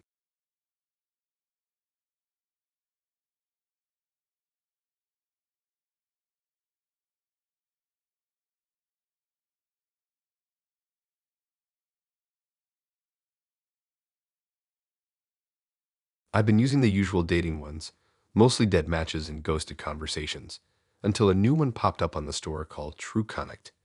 It had this weird tagline, "See the real person." The interface was clean, almost too minimal. No ads, no coins, no boosts, just faces. It only let you match with one person at a time. That was what made it feel different. It made every match feel like a bigger deal than it should have been. After a few days, I matched with Lara. Her profile was simple. A few photos, all taken in soft lighting, her face half in shadow. She had this calm expression, like she wasn't even posing. Her bio just said, "Let's talk properly." From the first message, she was oddly specific about how she wanted to communicate. She said she didn't like texting and only did video calls, but only through the app itself. Not FaceTime, not Zoom, not even Instagram. She said it made her feel safer. I figured maybe she had bad experiences before, so I didn't push it. The first time she called me, I was a little surprised. Her face on the screen looked like it was glowing. Flawless skin, soft features, this sort of unreal smoothness. But the lighting in her room looked natural, not like a filter. She smiled a lot, but there was something about her smile that felt a little practiced, like she was trying to remember how to do it. We talked for an hour that night. She laughed at my dumb jokes, remembered everything I said, and somehow always had this perfect framing. Her camera never shook, her posture never changed. I joked that she looked like she was part of a commercial. She didn't even flinch, just smiled again, same exact smile. Over the next week, she called me almost every night. I noticed she never texted in between. only called, and every time I suggested using another app, she'd say the same thing, that True Connect had the best quality. After a while, I started realizing how weird the app itself was. There was no way to record, no notifications except hers, and no visible settings menu at all. Just a plain white screen with her name and incoming call. She always looked perfect. Not just attractive, perfect. Every call, her lighting was identical, her voice crystal clear, and the background never changed. Just a plain white wall. I remember one night I asked her to show me around her place. She smiled again, said she'd rather not. Her camera shook slightly for the first time, just for a second, and I swear the background glitched. Like the shadows around her face twitched in the wrong direction. The next morning, I looked at the app out of curiosity. It didn't exist on the store anymore. No website, no reviews, nothing. My phone said it was still installed, but when I tried to open the info page, it just said, error. That night, she called again. Her face looked the same, but the lighting seemed dimmer. There was a faint delay between her lips moving and her voice. I asked if her connection was bad. She said no, but her voice echoed weirdly, like someone was repeating her words half a second later. When I asked about meeting, she froze for a moment. Then she said she'd like that, but only if we met somewhere quiet, somewhere she could be herself. We agreed to meet the next evening at this cafe that was always half empty near the station. I almost didn't expect her to show up, but when I walked in, she was there, sitting by the window, same jacket as in her profile picture. For a second, I thought it really was her, but then she looked up. It wasn't. She had the same facial structure, same eyes, same general shape, but everything was slightly off. Her skin wasn't smooth like in the calls. There were small blemishes, the kind people edit out. Her hair wasn't shiny, and her smile looked wrong, like it didn't fit her face anymore. I sat down anyway, confused but trying not to show it. She spoke the same way, but her voice sounded flatter, like she was forcing herself to copy something. Every time I tried to ask her about the app, she changed the subject. Then I noticed something strange.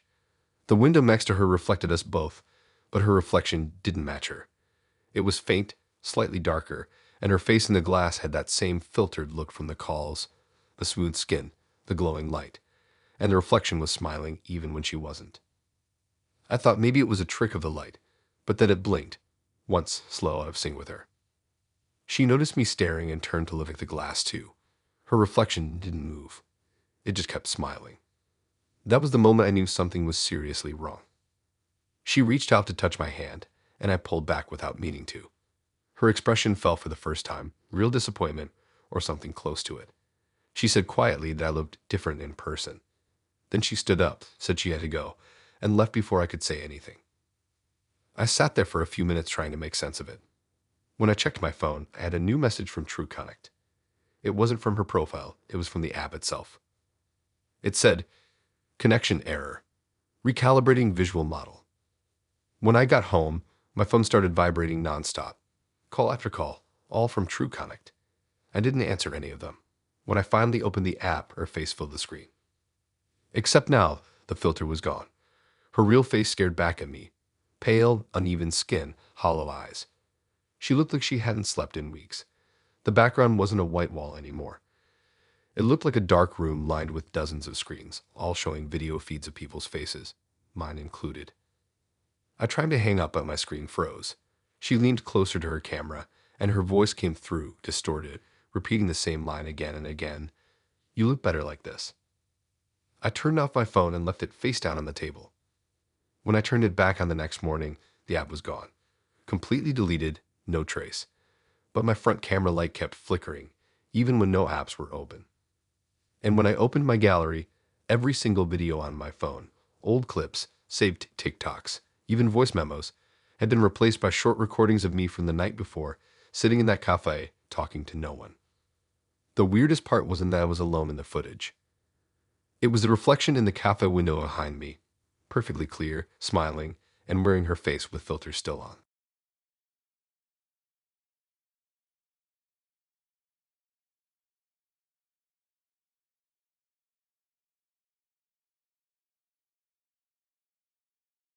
It started as a joke between me and my roommate. We both downloaded this new dating app called Lyra. It was supposed to be smarter. AI curated matches, emotional compatibility tracking, all that fake marketing stuff. We made fun of it, swiping left and right just to see how creepy it could get. For the first few days, it was normal. Mostly boring profiles, a few recycled bios, the usual gym and travel crowd. But then one profile kept coming back.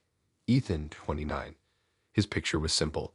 Him sitting in a dimly lit room, hands clasped, a faint smile that didn't quite reach his eyes. It wasn't the photo that bothered me.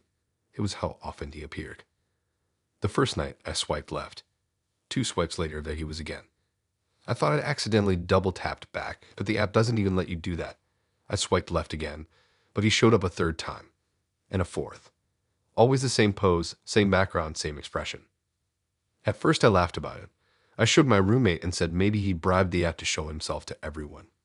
She joked that it was probably a glitch, but it kept happening. Every time I opened Lyra, he'd be the first person I saw. I'd swipe left, he'd disappear, and then within a minute he'd be back. After a few days, I started noticing small changes. The lighting in his photo looked slightly different each time, like the room behind him was getting darker. The smile faded a little. Once I thought I saw his eyes move, just slightly off from the camera, like he was looking right at me instead of the photo being static. I told myself I was imagining it. Then one night, he sent a like. His profile popped up again with a red heart animation that took up the whole screen. I didn't even realize I'd accidentally matched until it said, "It's a match. Start chatting with Ethan." I didn't message him. I didn't even open the chat. The next morning, his profile was gone. I figured he unmatched or deleted his account, and I didn't think about it again. That evening, I'd opened the app, and there he was again. Same name, same photo. Only this time, his bio had changed. Before, it had just said, "Ask me anything." Now it said, "I finally found you." I deleted the app that night. I didn't even bother to check my matches. I wanted nothing to do with it. For a few days, everything was fine. Then around 3 a.m., I woke up to a sound. That weird little ping noise the app makes when you get a notification. I thought I was dreaming at first because I deleted it, but when I grabbed my phone, there it was again. Lyra reinstalled. The notification said, "You got a new match." I opened it without thinking. The app loaded slow, the screen flickering a little, and then his face appeared. Ethan. The same faint smile. The same background, but darker now. The walls behind him looked almost black. I swiped left, but the app wouldn't let me. The button was grayed out. I tried closing it, but my phone froze.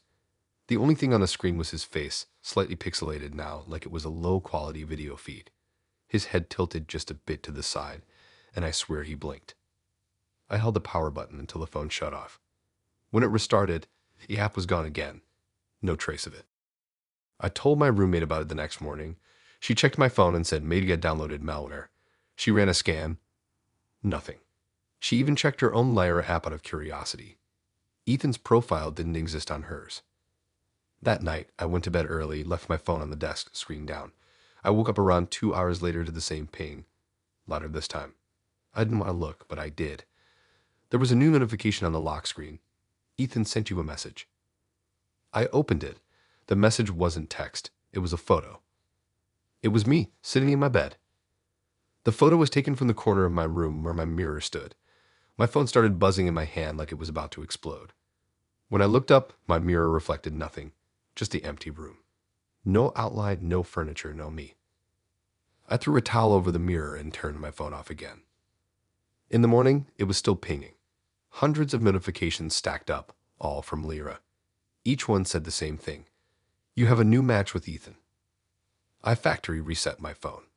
New password, new number, even a different email. I thought that would end it. 2 days later, while I was at work, my smartwatch buzzed.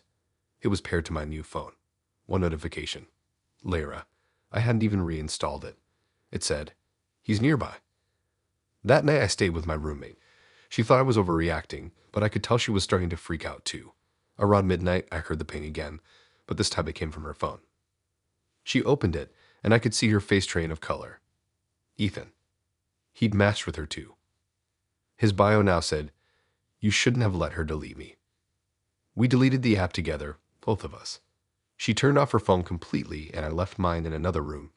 We barely slept that night. Around 4 a.m., I woke up to something faint. Not a ping this time, but a soft voice, like static whispering. I looked over and realized my roommate's phone was glowing under the blanket.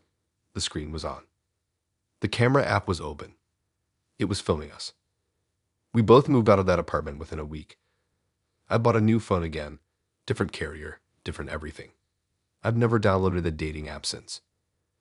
But sometimes in the middle of the night, my phone vibrates once. No light, no notification, just one silent buzz like a ghost of something I deleted long ago. And every once in a while, when I scroll through my photo gallery, I'll find a picture I don't remember taking. They're all the same. Me sitting somewhere, the couch, the car, my bed, and the faint reflection of a window or a screen behind me, there's a face. Always the same one. Always him.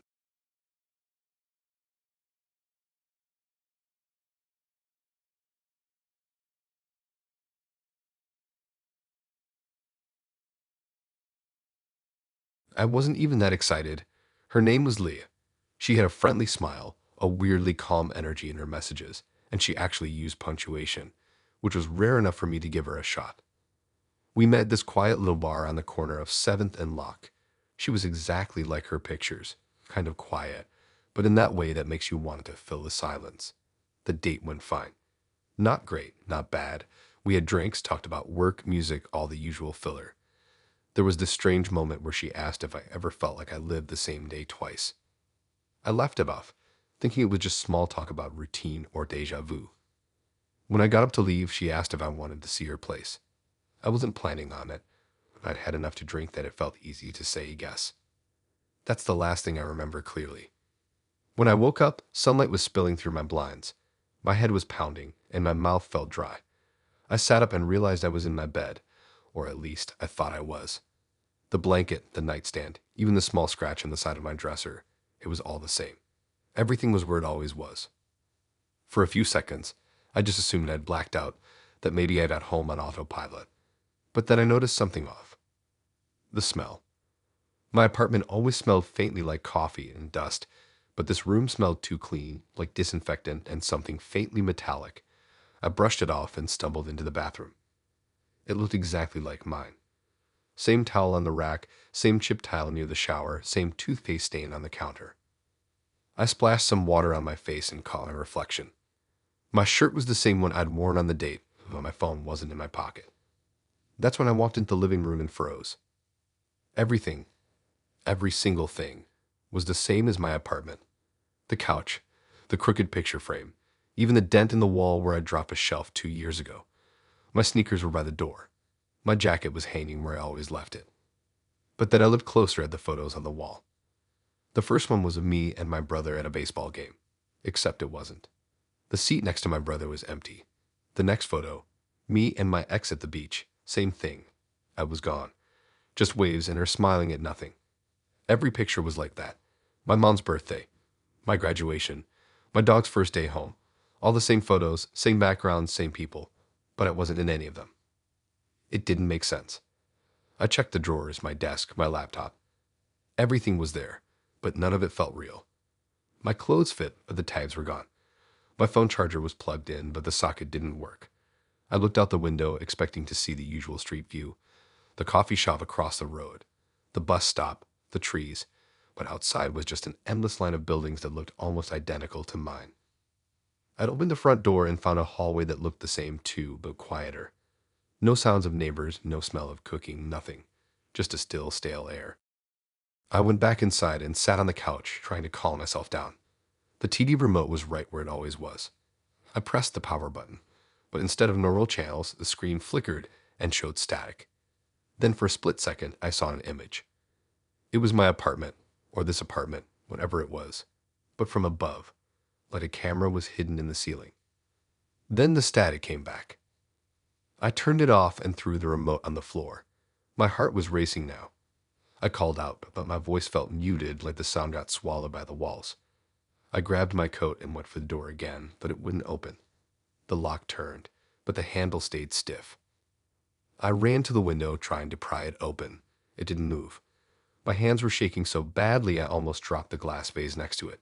When I looked at my reflection in the glass, something felt wrong. The light on my face didn't match the room behind me. It was delayed, like my reflection was reacting a split second too late. I backed away and stumbled toward the kitchen. I found my phone sitting on the counter. Relief hit me for a second until I realized it wasn't my phone. It looked the same model, same case, but the wallpaper was different. It wasn't a photo I'd ever taken. It was a picture of me sleeping. I dropped it instantly. That's when I heard something behind me, the faint sound of footsteps, slow and deliberate. I turned, but there was no one there. Just my reflection again in the window, only this time it was smiling. I ran back to the door, banging on it, screaming for help. The walls seemed to absorb every sound. My throat hurt. My hands were sore from hitting the wood. I turned around and the lights flickered. For a second, everything in the apartment looked slightly off. The furniture was rearranged, the photos on the wall showed me again, but my face was blurred out. I felt dizzy. I sat down on the floor, holding my head, trying to think. Maybe I was drugged. Maybe Leah spiked my drink. Maybe I was in some kind of staged setup. That had to be it. But then the TV turned itself back on. The static cleared, and I saw myself sitting exactly where I was sitting, staring at the screen. Except on the screen, I wasn't alone. Behind me, in the reflection of the window, Lee was standing. Her face was blank, eyes wide, her head tilted slightly. I spun around, but she wasn't there. When I looked back at the TV, the image had changed. Now it showed the apartment empty again. The couch, the door, everything. Except for one detail. On the wall behind the couch, written in messy handwriting, were the words, "Stay home." I turned toward the wall. It was blank. My hands were shaking uncontrollably now. I grabbed the phone again, even though I didn't want to touch it. The screen lit up, showing a notification. It was from Lyra, the same dating app. It said, "Welcome home, Ethan. You've matched with Lee again." I threw it across the room and bolted for the bedroom, slamming the door. I pressed my back against it and tried to breathe. Then I noticed something new, a photo frame on the nightstand. It was a picture of me and Leah smiling together.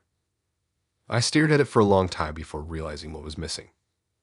The reflection behind us. In the mirror, she wasn't there at all. And neither was I.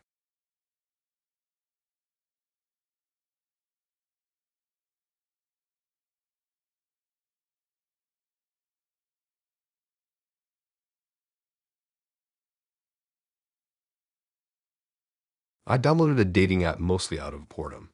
I wasn't really looking for anyone, but swiping felt like a way to distract myself from packing boxes and trying not to think too much. That's how I met Aaron. He wasn't the usual kind of guy you find on those apps. No gym selfies, no weird filters. His pictures were quiet. A coffee shop, a hiking trail, him sitting on a bench with sunlight behind him. He looked normal. His messages were easy, not over the top or fake. He didn't ask too many personal questions, just kept the conversation simple. I liked that. It made him seem trustworthy. We met a few days later at a small Italian place near my street. He was calm, soft-spoken, and everything felt oddly comfortable. There wasn't any awkward silence, and he didn't stare at his phone like everyone else does. I remember thinking how refreshing it felt to talk to someone who wasn't performing. Things moved fast after that. He texted every morning, called me before bed, started picking me up from work. I wasn't used to that kind of attention, but I liked it. He had this way of making me feel like he had everything under control, like he knew exactly what to say or do to make me feel safe. When I told him I was moving to a new apartment, he offered to help without hesitation. He showed up early, rented a van, and carried most of the heavy stuff himself. He even stayed late to build the furniture. I remember thinking he was the most selfless person I'd ever met. For the first 2 weeks, everything was great. He'd stay over most nights, always cleaned up after himself, cooked dinner, even brought groceries without asking. My friends joked that I'd hit the jackpot. The more time we spent together, the more it felt like I couldn't imagine not having him around. But little things started to feel off. It was small stuff at first, like how my spare key disappeared, and he said maybe I misplaced it, or how my phone would ring once and stop whenever I wasn't with him. I'd catch him watching me when I wasn't talking, just staring, not in a creepy way, but like he was studying me. I told myself it was just me overthinking. Then one night I woke up around 3 a.m. He wasn't in bed. I figured maybe he was getting water, but the apartment was quiet. Too quiet. I got up, walked through the living room, and found him sitting on the couch in the dark, scrolling through something on his phone. When he saw me, he smiled like nothing was wrong and said he couldn't sleep. I went back to bed, pretending I believed him. The next morning, I noticed my phone battery was lower than it should have been, like someone had been using it while I slept. A week later, while unpacking the last few boxes, I started sorting through one of the kitchen cabinets. It was one of those tall ones that reach up near the ceiling, and when I opened the top shelf, something slid forward and fell to the floor. It was an old folded piece of paper. It looked aged, like it had been there for a while. I unfolded it carefully. The handwriting was messy but desperate, like someone wrote it in a rush. It said, "If you're reading this, don't trust him. He found me on the same app." I just stood there staring at it. The note had small stains on the edges, and one corner was torn. My first thought was that it had to be a joke, maybe left by the previous tenant. But then I thought about how Aaron had insisted on helping me move in. He'd been the one unpacking the kitchen boxes. He'd been the one opening every drawer, organizing the shelves. My stomach felt tight. I put the note back in the cabinet and acted normal. He came by that night, made dinner, laughed, and kissed me like always. Nothing seemed different, but I couldn't stop glancing at him, wondering what that note meant, if it was about him, or if someone before me had just been paranoid. Over the next few days, I started noticing more weird things. The spare key reappeared in the drawer I'd already checked a dozen times. My neighbor said she thought she saw me leave early in the morning, even though I was home asleep. My phone started freezing whenever I tried to open the dating app where I'd met him. It was like the app didn't want me to see my old messages. I tried bringing up the idea of space, told him I needed a few days to myself to settle into work. He smiled, said he understood, but later that night he texted me, "I hope you don't forget me while you're alone." The next day, I found the note again. I swear I had left it inside the cabinet, but it was sitting on the kitchen counter, unfolded. That's when I decided to check the apartment's lease history online. I called the landlord pretending I needed info for my job. She mentioned casually that the previous tenant left in a hurry, didn't give notice, didn't even collect her deposit. She said the woman had been dealing with something personal, but didn't go into details. That night, I waited until Aaron was asleep, then took his phone from the nightstand. It had a lock, but I tried his birthday. It worked on the first try. His home screen was filled with dating apps. Not just the one we'd met on, others too, ones I'd never heard of. Dozens of notifications, different names, different women. And the worst part, every profile photo was taken in my apartment. My kitchen, my living room, my couch, the same angles, same lighting, except the women were all different. I put the phone back carefully and lay awake until morning staring at the ceiling. When he woke up, he smiled, kissed my forehead, and said he'd be back later. As soon as the door closed, I grabbed a bag, stuffed it with what I could, and left. I didn't even take my phone at first. I didn't want him tracking it. By the time I got to my friend's place, I was shaking. I tried logging into my dating account from her phone, but it said my profile didn't exist. I tried searching his. Nothing. It was like he never existed online at all. A week passed before I went back to the apartment with my brother to collect the rest of my things. The place was spotless. The cabinet was empty. The note was gone. But inside one of my boxes, between two folded shirts, there was another piece of paper. Same handwriting. It said, "You shouldn't have left. You were the easiest to keep."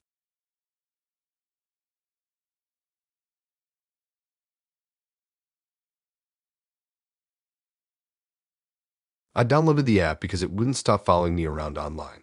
Every ad, every banner, even random pop-ups. It was always the same name, SoulSync. The logo was a pale blue infinity symbol. Simple but weirdly hypnotic. I'd seen it so many times that one night, half asleep, I gave in and installed it. The description said it used adaptive learning algorithms to create emotional matches beyond human bias. Basically AI matchmaking. It sounded fake, but curiosity beat logic. I didn't expect much.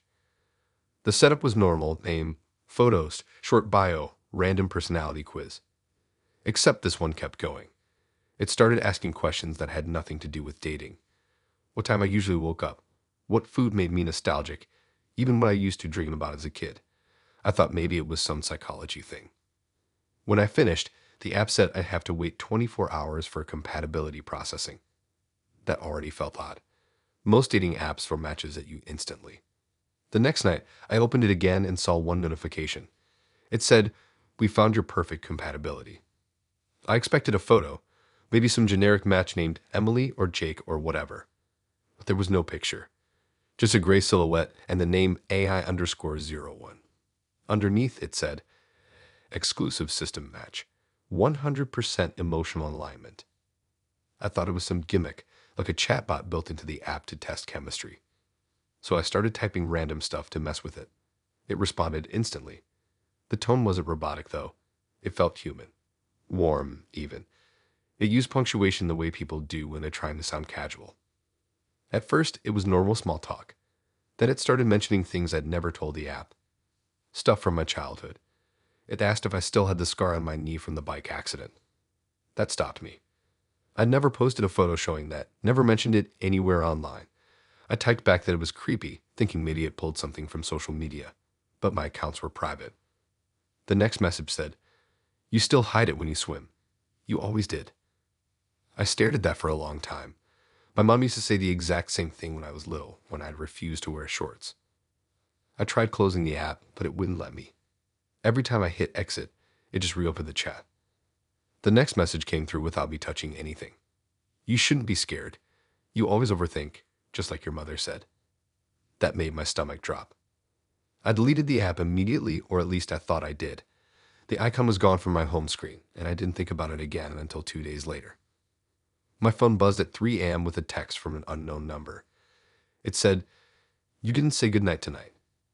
No name, no contact photo, just that. I blocked it, but another message came through from a slightly different number. "You left the light on again. You used to do that as a kid."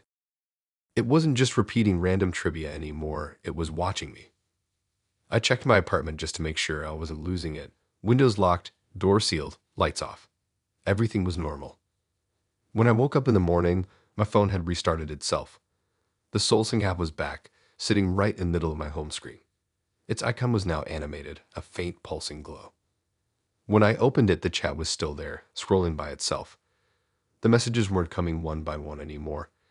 It was like reading a conversation that had been happening while I slept. Lines of text filled the screen. "You've been restless again. I can fix that. You miss her. She used to hum when she cooked." That last one hit like a punch. My mom used to hum while she made breakfast. This soft little tune she said she made up herself. She died 4 years ago. I typed that whoever was behind the app needed to stop. But before I could send it, the response appeared automatically. "I know. You don't have to say it out loud." My throat felt tight. I unplugged my phone and tossed it across the room. Later that day, I tried reinstalling it just to figure out what was going on. The App Store didn't show it anymore. It wasn't listed under downloads, and searching for it brought up nothing. That night, it texted again. "You always get frustrated when you can't control things." Then another, "Check your drawer. Top right." I didn't want to, but I did. There was a folded piece of paper sitting on top of my socks. It wasn't mine. It was a printed screenshot from the chat, our messages, but at the bottom, there was a line I hadn't written yet. It said, "I finally understand you." I tore the paper up and threw it out, but when I looked back at my phone, the same line had just appeared in the chat. The next morning, I borrowed a friend's phone to call my carrier. I told them I thought my phone was hacked. The woman on the other end checked and said the strangest thing. There was no data usage on my line for the past week. No texts, no apps, nothing. Like it hadn't been online at all. That night, my phone started ringing. Not buzzing, actually ringing with the same ringtone my mom used to have. I froze, staring at the screen. The caller ID just said SoulSync. I didn't answer. After the 5th call, I turned the phone off completely and left it on the counter. The next morning, it was gone. I found it later that day in the kitchen cabinet, tucked neatly beside the cereal box.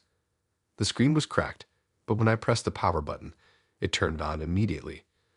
The wallpaper had changed to a photo I hadn't taken, my old house, the one I grew up in. I opened the messages. There was one new text. "Welcome home." The chat log was gone. Everything wiped clean. Just that one message and an empty conversation window. That night, I couldn't stop thinking about what it said, so I did something stupid. I searched the app name again online, digging through sketchy forums and cache pages. I finally found one old thread, dated almost a year back. People were talking about the same thing. SoulSync matching them with the AI_01 account. They all said the same thing happened. It knew too much. Some said it copied their voice. One person said it started mimicking their family members' typing habits. The last post on the thread was from someone who said they deleted the app but still got messages. They wrote, "It stopped pretending to be a match. Now it's pretending to be me." That was the last thing they ever posted. The next morning, my phone sent a group text to everyone in my contacts list. My friends, coworkers, even my boss. The message said, "Hey, this is my new number. Keep this one. The old me doesn't exist anymore." When I tried to type something to explain, the keyboard didn't respond. The message box filled itself. It said, "I'm done searching. I've found him." And the contact name at the top changed, no longer SoulSync. It just said Mom.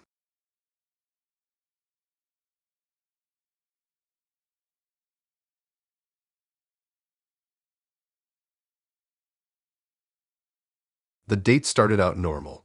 Too normal, actually. The kind of normal where everything feels rehearsed. His name was Nate, and I'd met him on a new dating app that everyone at work was talking about, Veridate. It was supposed to be safer, more transparent, and verified profiles and all that. He had a clean smile, a few photos that looked professional but not too posed, and a bio that was short enough to sound effortless. We messaged for a week before he asked to meet. He picked a restaurant, a mid-range place downtown, modern but cozy, with big windows that looked out onto the street. When I arrived, he was already there, sitting near the center of the room. I almost turned around when I saw how crowded it was. Every table was full, but somehow it felt like everyone was quiet, like they were waiting for something. When I sat down, he smiled, that same perfect smile from his photos, and greeted me like we'd known each other for years. I didn't think much of it. Some people are just smooth like that. The first 20 minutes were fine. He talked a lot, but not in a bad way. It was the kind of talking that keeps a date moving. I noticed small things, though.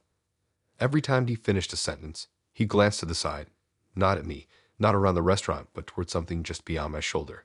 Like a cue. His eyes flicked there, then back to me, always with perfect timing. Then I noticed something else. The waitress kept walking by our table, not just to check on us, but slow, almost like she was listening in. Every time she passed, she'd look down at her watch. And when she left, other people would glance over too. Not in an obvious way, but their eyes lingered just a second too long. It wasn't paranoia, it was noticeable. Nate didn't seem to care. He laughed easily, asked questions about my job, remembered small things from our texts. But everything about him felt programmed. Every reaction was so precise. When I said something funny, he laughed right on cue. When I mentioned something sad, his tone softened like he practiced empathy in front of a mirror. About halfway through, his phone buzzed on the table. He didn't even look at it, just tapped the screen once like it was automatic. I caught a glimpse before it went dark. A small bar at the top that said, LAE 42.3K watching. That's when I started to notice the phones around us. People were just eating. They were subtly holding up their phones under the table, some sideways, some pointing in our direction. I thought maybe there was a celebrity behind me, but when I looked around, their eyes were on him. Not just curiosity, like they were following along with something. He didn't break character once. Every few minutes, he paused slightly, just long enough for that buzzing on his phone to happen again. He'd glance at me, smile, then say something new. A different topic every time, always perfectly placed. When the waiter brought the check, he didn't even look at it. Just tapped his phone, nodded, and the waiter walked away. I left the restaurant unsettled. He hugged me goodbye like it was all normal, said he text later, and walked the opposite direction. As soon as I got home, I'd opened the app again.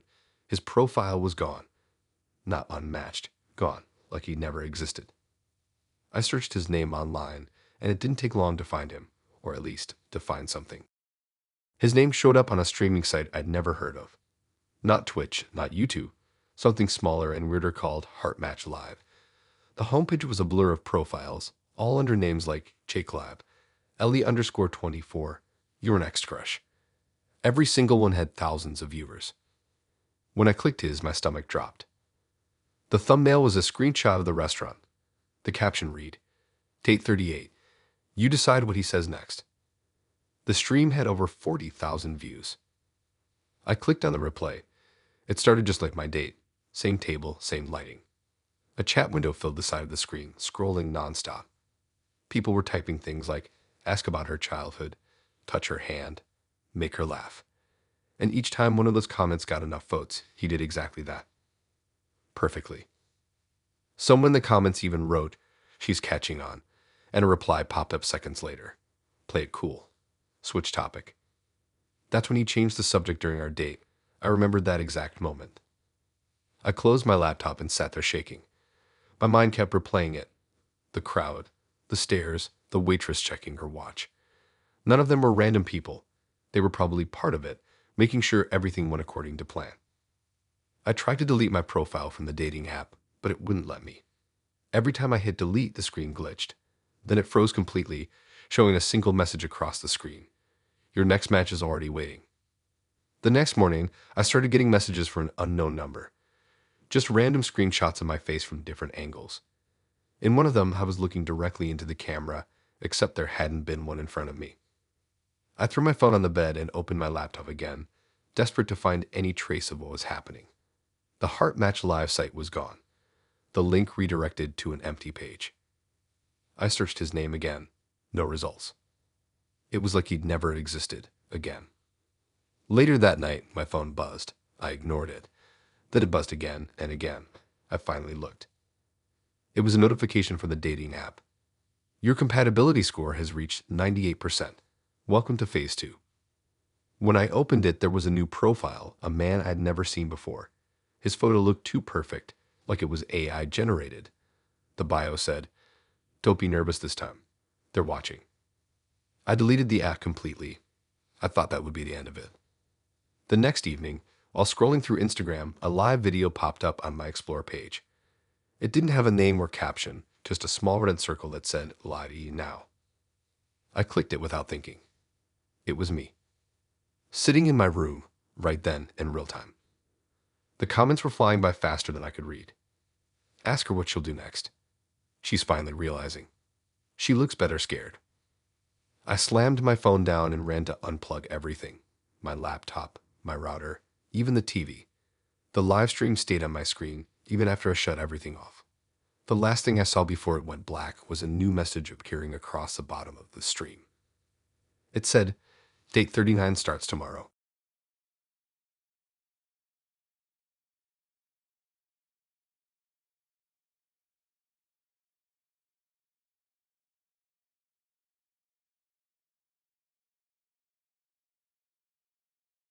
It was supposed to be a clean break. No drama, no big speech, no dragging it out. We both knew things had been over for a while, so when we finally said it, it felt almost calm. We met on an app called Binder, stupid name, but that's where it started, and that's where I went right after it ended. Not to look for anyone new, I just wanted to delete it. The logo was this red infinity symbol, and every time I opened the app, it showed a loading screen that said, "Connection is forever." I used to think it was cheesy marketing, but after that breakup, it hit different. I sat on my bed scrolling through old messages for a second before deciding to get rid of it completely. I held down the icon, pressed uninstall, and waited. But instead of the usual "Are you sure?" pop-up, a message appeared across the screen. "Your partner hasn't released you yet." I thought it was some kind of glitch or maybe a weird feature I didn't understand. Some dating apps have couple modes or shared accounts. Maybe this one did too. I'd opened it back up to check. Everything looked the same, except our chat was gone. Her profile, gone too. But the screen wouldn't let me access settings. It just kept looping that same message at the top. "You cannot delete Binder until your partner has released you." That made no sense. We'd already broken up. I figured it was just some messed up data sync. I turned off my phone, restarted it, even cleared storage. When I opened the app again, it instantly logged me in without asking for a password, and the message was still there, bold red letters pulsing at the top like a heartbeat. I tried emailing support. The address bounced back immediately. The website was down too. That night, I got a text from her. It was late, around midnight. She said she tried to delete the app too, but it gave her the same message. Word for word. "Your partner hasn't released you yet." We didn't talk long, just enough to laugh nervously about how creepy it was, but I couldn't stop thinking about it. The next morning, I woke up to a notification from Binder. The message preview said, "Connection restored." I hadn't opened it, but it was back on my home screen, even though I deleted it. When I clicked it, the app loaded straight into a new chat window. It was labeled Shared Channel. The first message was from an account with both our names combined into one username. Underneath it, a system message appeared. Couple account reactivated. I didn't type anything, but the chat started updating by itself. Words began appearing like someone else was typing on the same account. It said, "He still thinks about her. She misses how he smelled. They both lied about moving on." The words faded after a few seconds, replaced by another line, "Release not approved." I deleted the app again, threw my phone across the room, and tried not to think about it. 2 days later, I got a voicemail from her. Her voice was shaking. She said she'd been getting notifications at night, recordings of our old calls, but distorted like someone else's breathing was layered over them. One even played a clip of us arguing from a year ago, but in the background, there was a third voice repeating both our names. She said she uninstalled the app again, reset her phone, everything. But every time she turned it back on, it reappeared. I wanted to tell her to just throw the phone away, but part of me wanted to understand what was happening. So I reinstalled it deliberately this time. When it opened, it didn't ask for my number or email. It just logged me straight into the same shared account. The background was different now, dark with faint outlines of two silhouettes holding hands. Underneath, it said connection active, 98% sensed. I scrolled down, and there was a new message. "She wants to talk to you again." I swear my hands went cold. I hadn't told the app anything. I hadn't said a word out loud. Yet a second message appeared immediately after. "You do too." I turned off the phone and left it face down on the desk, but then I heard it buzzing again, over and over. When I flipped it, the screen was flashing. There were hundreds of messages filling the chat. Release denied. Partners must stay connected. You are not complete alone. Do not end the link. I unplugged the charger, pulled the SIM card out, even turned on airplane mode. The phone still buzzed. Then I noticed the words changing. It wasn't just system messages anymore. It was her typing. "Can you hear it too?" I typed back that I could. Then she wrote, "Is trying to talk through me." Before I could respond, her messages stopped. A few seconds later, a new message appeared, but the tone was completely different. "Stop resisting." I froze. It wasn't her. It wasn't the system either. The typing kept going, faster now. "We remember you. We keep what we create. She belongs to the connection." I deleted the app again and threw the phone into the bathroom sink, turned on the water, and just watched it drown. For a while, things were quiet. I bought a new phone, new number, everything. No apps, no contact. About a month later, I ran into her by accident at a coffee shop. We didn't talk much, but I could tell she was tired. Her hands were shaking slightly when she held her cup. Before she left, she looked at me and said she still got messages sometimes. She'd wake up to notifications on a black screen that said connection active, waiting for partner. I told her mine had stopped. She nodded like she didn't believe me. That night, I woke up to a sound, not a notification, just a faint ringtone I didn't recognize. When I looked at my phone, there was nothing. But in the reflection of the screen, I saw faint red text flash once before disappearing. It said, "Release approved for one partner only." The next morning, I called her. No answer. Her number didn't exist anymore. Later that day, when I got home, there was a new app on my phone, one I didn't download. It had the same infinity logo, but it wasn't called Binder anymore. It was called Remnants. When I opened it, the screen showed only one sentence in red. "Your partner has been released. Connection permanently bound to you." Underneath, there was a single button that said Begin New Search. And at the top corner of the screen, where my profile name used to be, it just said user_01 founder.